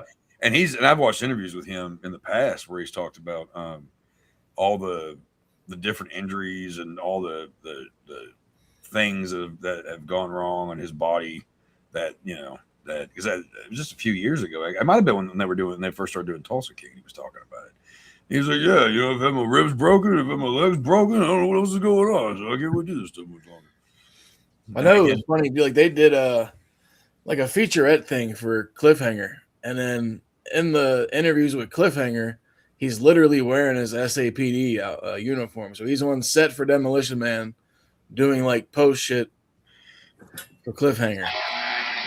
You are fined 1 credit for a violation of the verbal Like I remember seeing that forever ago, always like thinking like, why is he wearing the John Spartan get up? But that's because he was so busy back in, like he was jumping back and forth, and then plus he was also writing some other stuff. Yeah, no, I think you told me you will watch that sometimes. Tulsa King's dope. I've heard it's really good. I can't wait for the spinoff to come out with Sam Jackson. Sammy's my man. They are doing a spin-off of it with Sam Jackson? Yeah. Oh, wow. Is he in the show? Yeah. He was in the last season, like 3 or 4 episodes. Okay. How many seasons is there of Tulsa King? 3. Yeah. Oh, okay. That's one I need to check out. It's on Paramount. It's dope.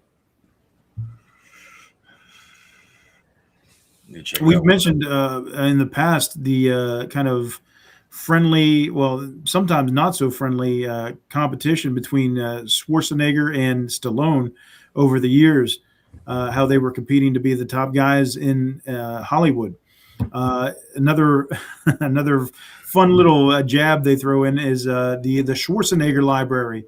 You know, in the future, which oddly enough, you know, at the time Schwarzenegger was just an actor, but he went on to become mayor or governor rather of California. Yeah, and obviously he can't become president. Nola King. That's the spinoff. Oh, okay. All right. Sam Jackson from New Orleans.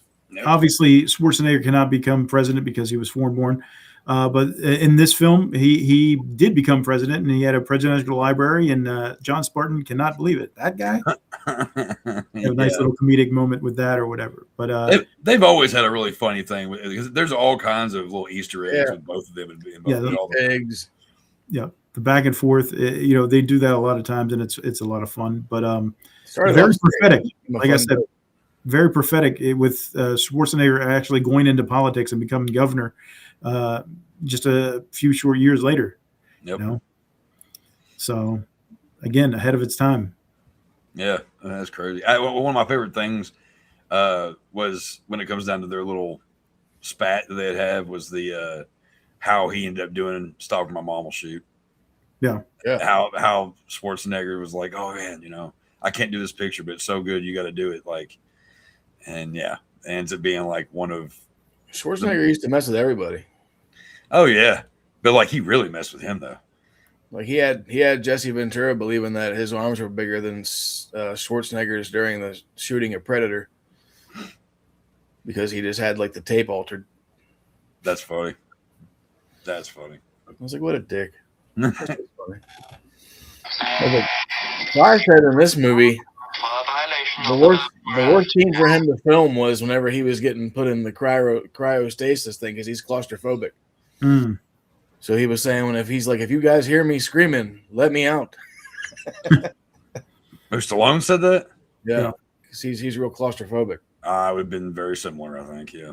Yeah. And then like they were doing like body doubles for like him being frozen, and he was like, just make sure the package is big. And it seemed like all these prisoners had a real big bush too. I don't know if that's something that you noticed. It's been a while since I've seen this movie, but I don't think I've ever paid attention to that. So, okay. Thank you so much for making sure that I pay attention to it next time when I watch the movie.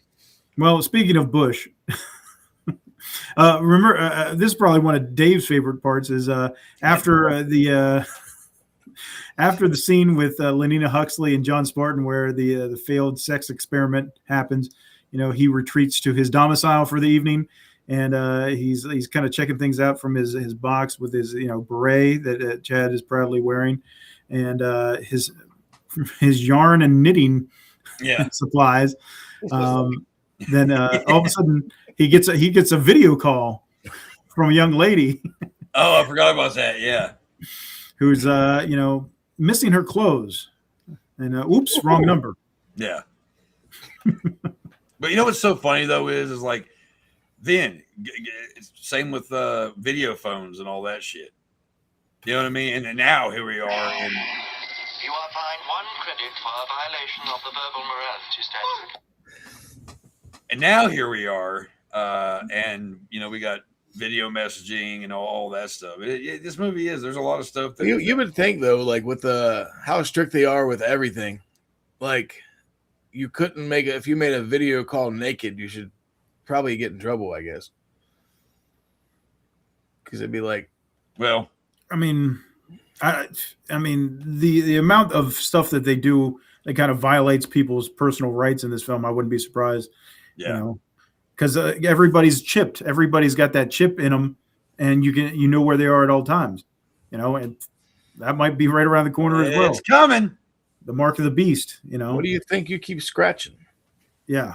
I love how the chief is like insulting him like constantly. He's like, oh, Neanderthal, and all these like just disses to him being like from a previous time, which is funny to me because like the chief is clearly an older guy. He's got to be 40s or something.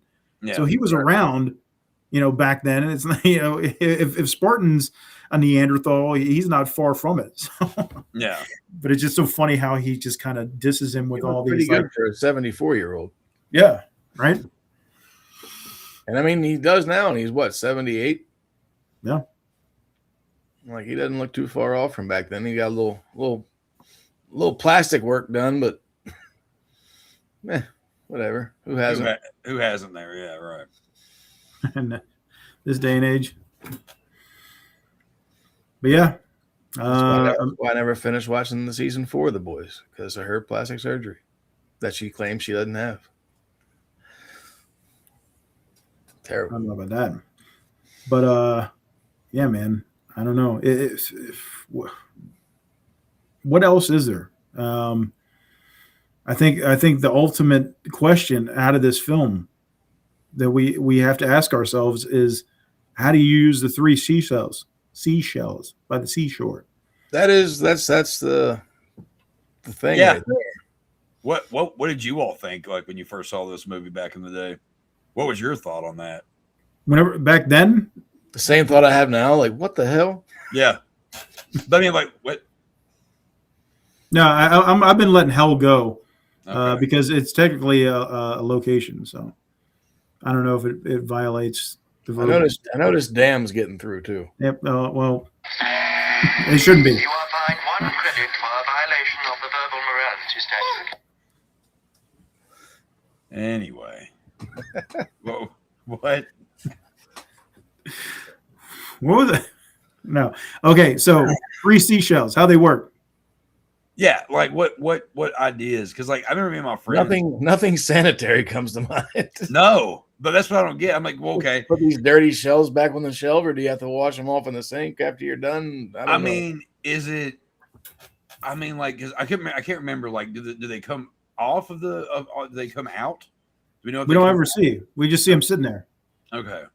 Because like I don't know if it's some type of, because if you take them out, then it's like, okay, well, you just like, is it a scooper? It goes back to that whole not really having anything sanitary to think of, which is so weird for such a clean place as that. Yeah, you'd figure they just have bidets everywhere. Yeah, right. Yeah, have something like that. Super Soaker 5000 going up your keister, clean, fresh. But yeah, I don't know. It's like, okay, well, are you supposed to individually put each each turd? Like I don't know. I would like to know where that whole idea came from. I'm sure it's a joke. Has to be a joke. I believe one of the writers, a friend of his, had like some God, why do I keep messing? Seashells by the seashore. His friend had like these seashells in his bathroom as like decorative items or whatever, and he thought it was funny and ended up writing it in there. So it was kind of an inside joke. And ended up being one of the big bathroom downstairs as well. Yeah, it's one of those things that in old bathroom, your parents decorate bathrooms with like seashells and all these weird beach type items. Shanties and wet panties. There you go. So I get it gets thrown in there, and it's one of the most memorable things from the film for a lot of people. Yeah. I watched a few interviews and people were asking them about it, and like Rob Schneider was saying that there's toilet paper thing like dispensers underneath of them or whatever, and I'm like, well, that don't make any sense because you guys laughed whenever they're making fun of it. In the 20th, they used balled up pieces of paper, wads of paper. Yeah, it was like, how do you not know that people use toilet paper in the 20th century? It's like basic stuff like that they should have already known, but I guess they're just trying to play it. But every time Sly's been asked about it, he just kind of like smiles and he says, "I know," and then he just kind of chuckles. But he doesn't say. Well, he said, I think on like some kind of interview or some kind of cameo that he did, that he's basically saying that like what you said, Chuck, is that it's kind of a scoop type situation or whatever. But I can't imagine dragging a seashell across my backside. It doesn't sound pleasant at all. End up scratching your starfish. I mean, unless it's something to where you're actually supposed to put something in it to where it opens, and there is some sanitary way to do it. But like you said, like Rob Schneider's character even makes a comment, or who is no, it's Sandra Bullock who says the water toilet paper thing, right? Yeah. So it's like, so that doesn't even make sense, right? So I don't know, unless like I don't know, like if you like the only thing I think is you push on it and then like a rag comes out, but like other than that, I have no clue. It's going to be one of life's great mysteries. You know, we're all going to have our opinions and our theories of what the three seashells may be, but I think we'll never truly know. Definitely not. Because they don't. I also love whenever they're doing kind of like they introduce this John Spartan character to these new people in the future, where it's like they're going back and looking at all these videos of him. And like Alfredo Garcia is like, is this real life? You know, it's almost like in 2032, they're like looking at some kind of AI video of this guy fighting crime back in the 90s or whatever. But he's carrying that little girl out, and the news reporter's like, Spartan, how do you justify demolishing a $70 million building or whatever to save a girl whose ransom was only $25,000? And she's like, "Fuck you, lady." You are fined 1 credit for a violation of the verbal morality statute. It's a good answer. Yeah. that was a fun little one too. There's so many fun, you know, they mix the action and the humor in this so well. Yeah. And I can just watch this over and over again and it never gets old for me. It's a fast 115 minutes. Yeah. Like it's one of them movies where like you start and like the beginning just starts out just bumping you, like just going crazy, people dying everywhere, and just like the big ass action scene. Yeah. And then you are fined 1 credit. And then it just takes you for the ride from there. Like the slowest part of the movie is like whenever he first gets thawed out. Yeah, that was the only thing I know. I was like, I timed it, and it took like 2 minutes for them to thaw him out. And I was like, this is drawn out. But you know, I guess if they spent that much money on that set and everything like that, they decided to shoot as much as they could. And then ultimately we have the big showdown between Phoenix and Spartan back at the cryo lab, because Phoenix is trying to thaw out all of the prisoners and create total chaos in this world. And 80 people he was thawing out. And he already that was my question though. Like, so he unthawed all the dudes or whatever, or all the people that was at the table when they were talking about taking over the city. Sure. But then they had like a bunch of like cavemen looking females with them too. And it's like, I guess he thawed all them out too. And like, they just so happened to know them other guys and they were cool, but just whatever. I don't know. Like there's some shady shit going on there. And you are fined 1 credit for a violation of the verbal morality. Yeah, it's one of those things where there's these minor details that you're like, all right, whatever. Yeah. Yeah, definitely you can nitpick, but it's too much fun. So it's like, forget it. Yeah. Right. Yeah. But yeah, a movie that takes place with the most boring town ever. Right. That ain't never going to happen out there. Yeah. And then what we have the like liquid nitrogen thing that he ends up busting open and freezing everything, and in the process Phoenix gets frozen, And I think it's a really cool shot of, because Spartan's hanging on to that little claw type thing or whatever before it freezes, and he swings around and he's able to, kick Simon Phoenix, and you get a decapitation from a frozen Simon Phoenix. So, and then the head bounces and then completely shatters. I thought that was a cool shot. Yeah. Of the head, like the frozen blood and everything like that. And a little bit of foreshadowing earlier in the film, whenever I think Simon Phoenix says something like, "Oh, I'd lose my head if it wasn't attached." Yeah.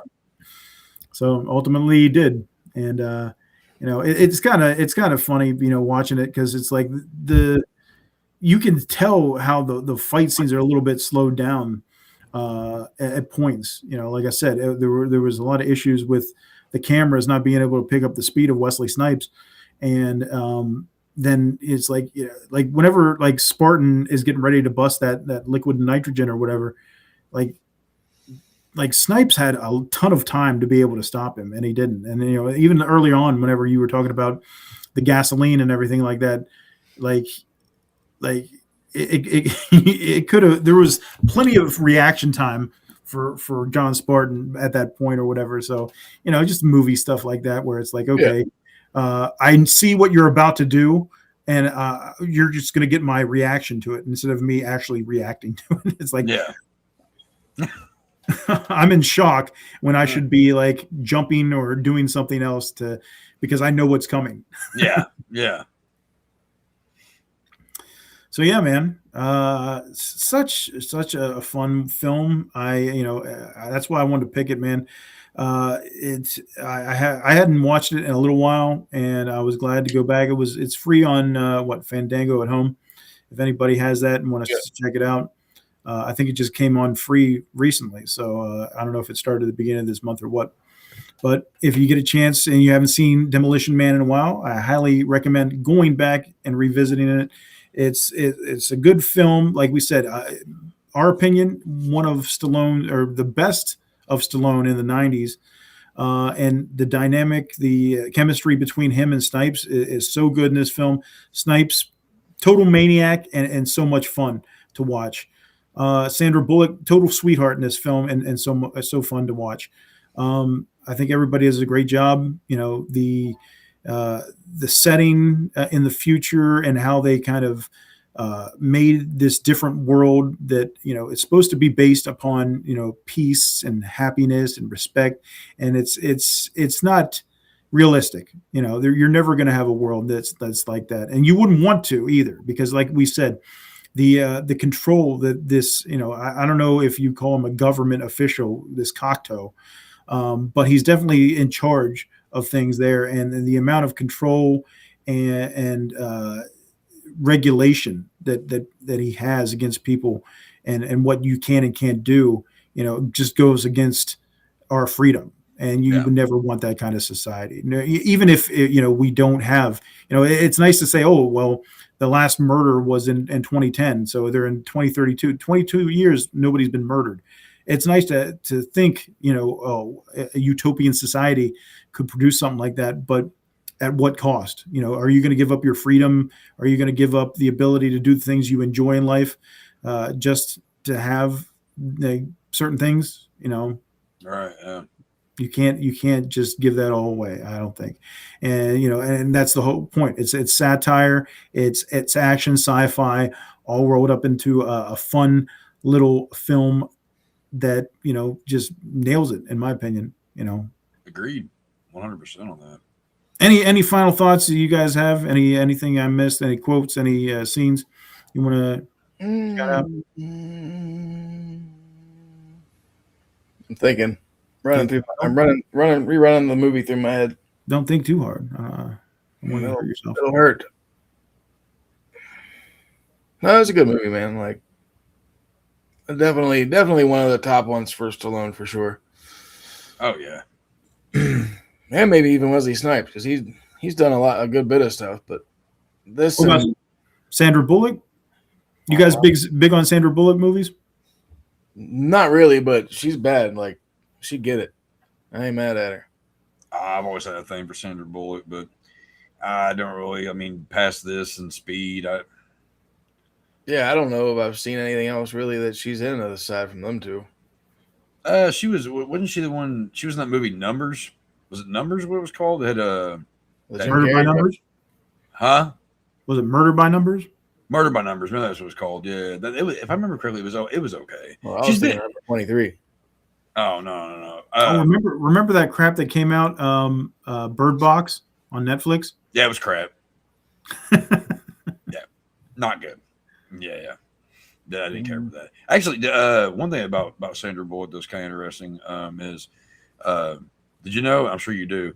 That she actually it was at some award show that she was at. It was at the Oscars or whatever the fuck.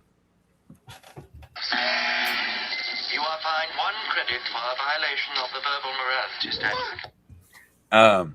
And when she got home, somebody had broke into her house, and she had to call 911 because she was locked in a room while there was somebody that was it was a crazed fan or something or whatever. It was a stalker or whatever broke into her house.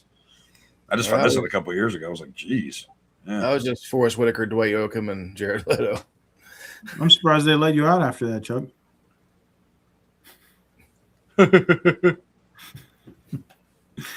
I know you're not big into sports. I remember seeing The Blind Side with her, and I thought that was a pretty good film. I heard it was good. I forgot about that movie. And I know I'm going to get crap for this, but I enjoyed The Heat with her and Melissa McCarthy. I thought that was entertaining. Oh, so this is Mike's last day at the store. Yeah, I can't do Melissa McCarthy, man. She's fucking annoys the piss out of me. She's irritating. 1 credit for a violation of the verbal morality statute. She's definitely the only movie I really seen her in besides the garbage Ghostbusters was that Identity Thief movie with Jason Bateman. Yeah, with her, she is very irritating. She is, but there has been a couple of movies I'm like, all right, and the thing is not even it's because it was what was that? There was some movie it was last year, year before last, where it's she's a genie or something, and she can grant wishes. It's some Christmas movie, and me and Dax watched it, and he got a kick out of it, But yeah, she's annoying, and it's really hard to deal with her. Honestly, I don't know. There's something about her, and I'm not going to go through this. There's too many of them, but yeah. Well, I didn't mind The Heat. I'm not saying The Heat is anything fantastic by any means, but I didn't mind watching it whenever I saw it. So whatever, to each his own. Sandra Bullock makes that kind of movie easier to watch.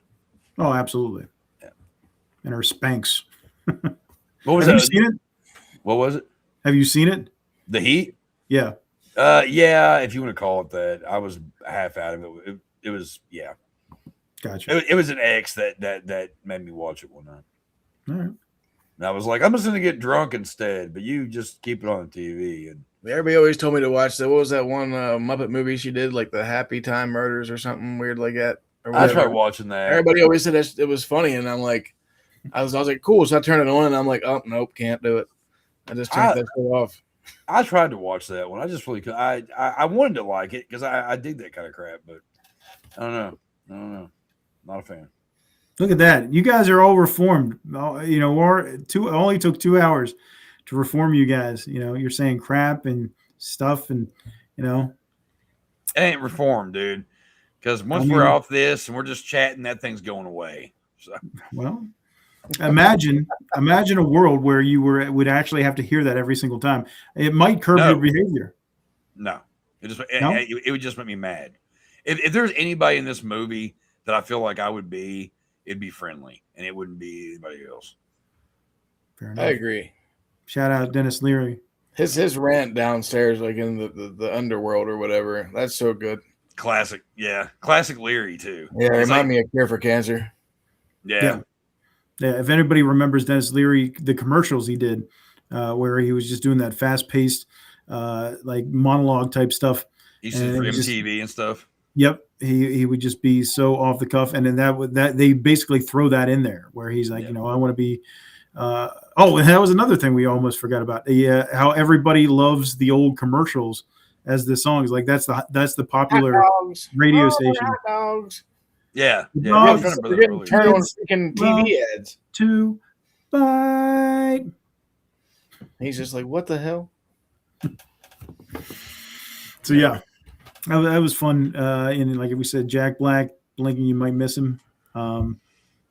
Oh no, I wanted the Dennis Leary thing though. Like, yeah, like he, especially that time, every movie that he was in, he has to have that one moment where he goes on one of his rants. Yeah, it was kind of always like Nicolas Cage or whoever's known to blow up in a movie or whatever. I've probably listened to the Asshole song 37 times this week. You are fined 1 credit for a violation of the verbal morality standard. But it's like in the movie Judgment Night, which at some point that's going to be my choice. There's a scene in it where Dennis Leary is holding a guy underneath the water, and it's one of his own men. He's pissed off. He's like every time there's these fucking guys out here, they run around here and they just put their heads and all this stuff. And he's just going crazy, and then Everlast he goes, I don't think he's getting up. And he's like, oh, it's just like he's just ranting. So like I don't know. I like Dennis Leary, but yeah. Now I want to watch that movie too. You ever watch that Rescue Me show he did? Yeah. Oh, I used to love that show. Yeah. I used to have the first couple of seasons actually. I used to watch that show religiously. I just realized that ended in 2011. I thought it was still going for some reason. What's he doing now? He hasn't been doing too much. Oh wait. He's got some Going Dutch. Have you watched that show? No. Dennis Leary, like his, I haven't really kept it. Everything the last few years I've seen him on stuff, whatever. I'm just like, The Moody's, Law and Order, Organized Crime, Animal Kingdom, No Good Deed, and Going Dutch, all TV series. Is he just on one episode of Law and Order, or is he actually like a member of the show? 9 episodes of Law and Order, Organized Crime. Huh? I didn't even know that. So, but I don't watch that one though. Yeah, still busy in the TV world. So interesting. Yeah. Excellent.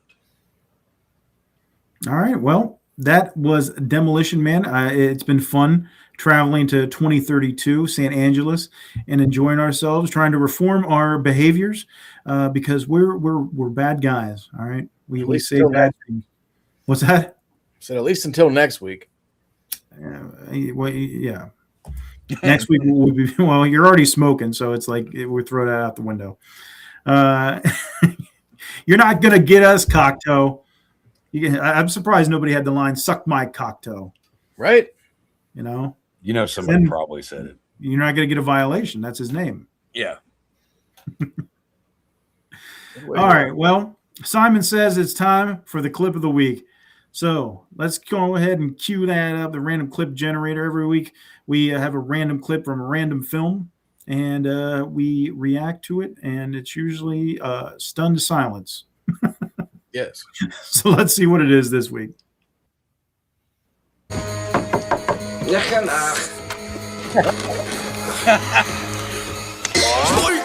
Hi, Mom. Bye, Mom.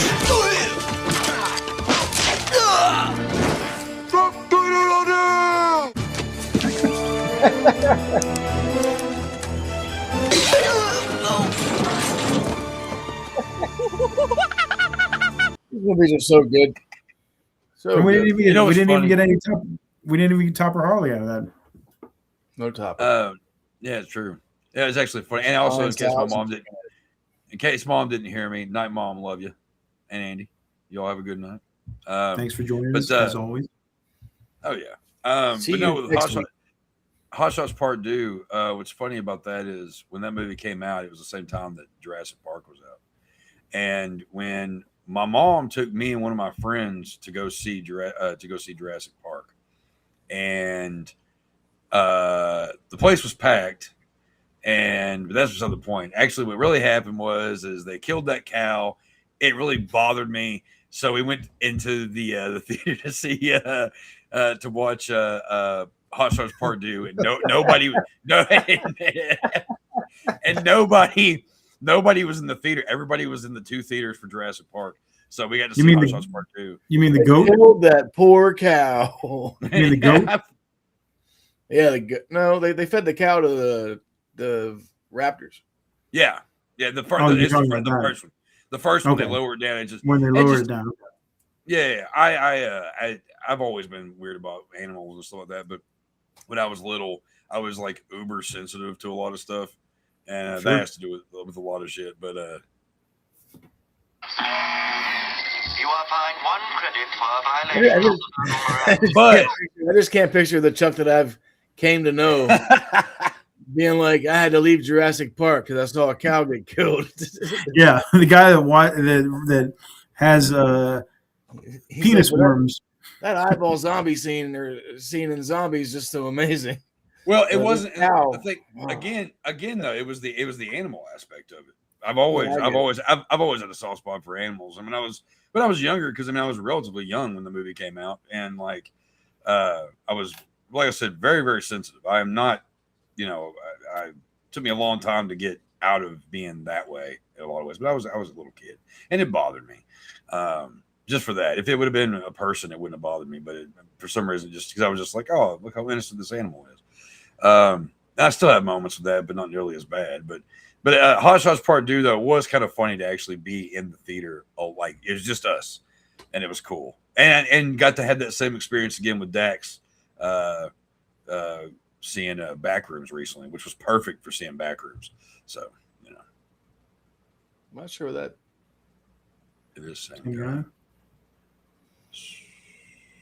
I don't know. I don't know what you're talking about, Mom. Elaborate. Unless she's talking about what we were talking about earlier, and I couldn't figure out if I don't know. Yeah, I don't know. That's what I was thinking too. Not sure. But you're probably right, Mom. You're probably While right. we're thinking about it, let's run some ads from our lovely sponsors.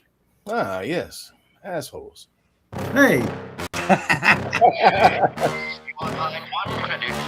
Laser Trading Company is on YouTube. Head over now to see videos from Mike's travels and experiences. Be sure to like and subscribe for more content. Over 10,000 subscribers and growing. Thank you to all. Laser Trading Company is also your source on eBay with many collectibles and hundreds of great gift ideas. Who loves you and who do you love? Laser Trading Company. You bit off a little more nasty than you could chew. Now you gotta deal with all the nasty coming down your throat.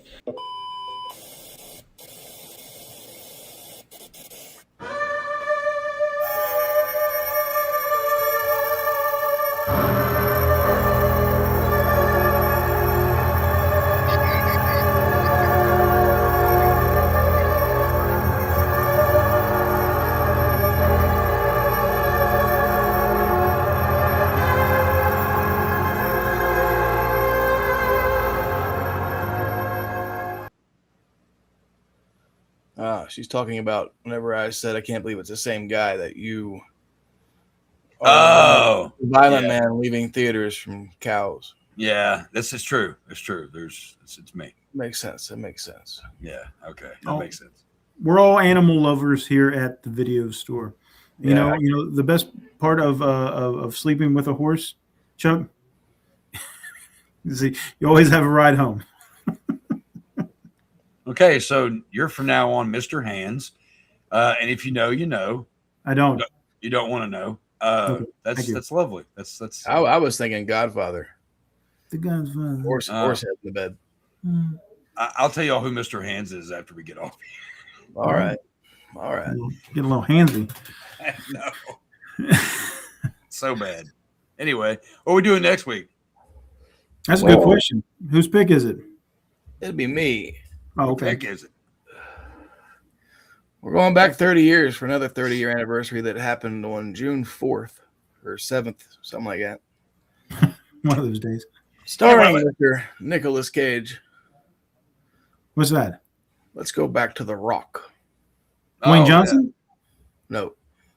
Oh, Alcatraz, The Rock. Okay, No. okay, I get it. The Rock. I haven't seen that movie. Nick Cage, Sean Connery, Michael Bean, a lot of others. Tony Todd. So many people in this movie. Ed Harris. You're going to have to hear me talk like Sean Connery all night. No. Oh, Jesus. You're You know mucking what? with a G. I'll take it over the beeping and the thing because I'm gonna cuss a lot. Whatever. I'm only borrowing your Humvee. All right, so we're gonna be good to watch that. It'd be good to watch that one. Next week we're gonna travel to Alcatraz and check out Nick Cage and Sean Connery on The Rock. That's gonna be a lot of fun. I haven't watched that in a minute either, so it'd be good to revisit that 30-year anniversary. And thank you again for everybody stopping by the store tonight. We had a lot of fun with Demolition Man. It's one of the great action films. And I hope everybody enjoyed. We thank all of our viewers and our subscribers. Please like, share with your friends. Tell them these guys are idiots and you might want to watch them and laugh. Subscribe, hit the bell, like. Yeah, absolutely. Shout out to Dave. It's always a sad thing whenever you're not here. We miss you, brother man, and we love you. And, like we always say here at the video store, and be well, citizens. And until next time, we will see you next Tuesday.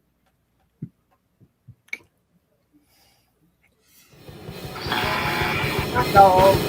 Farmer hot dog.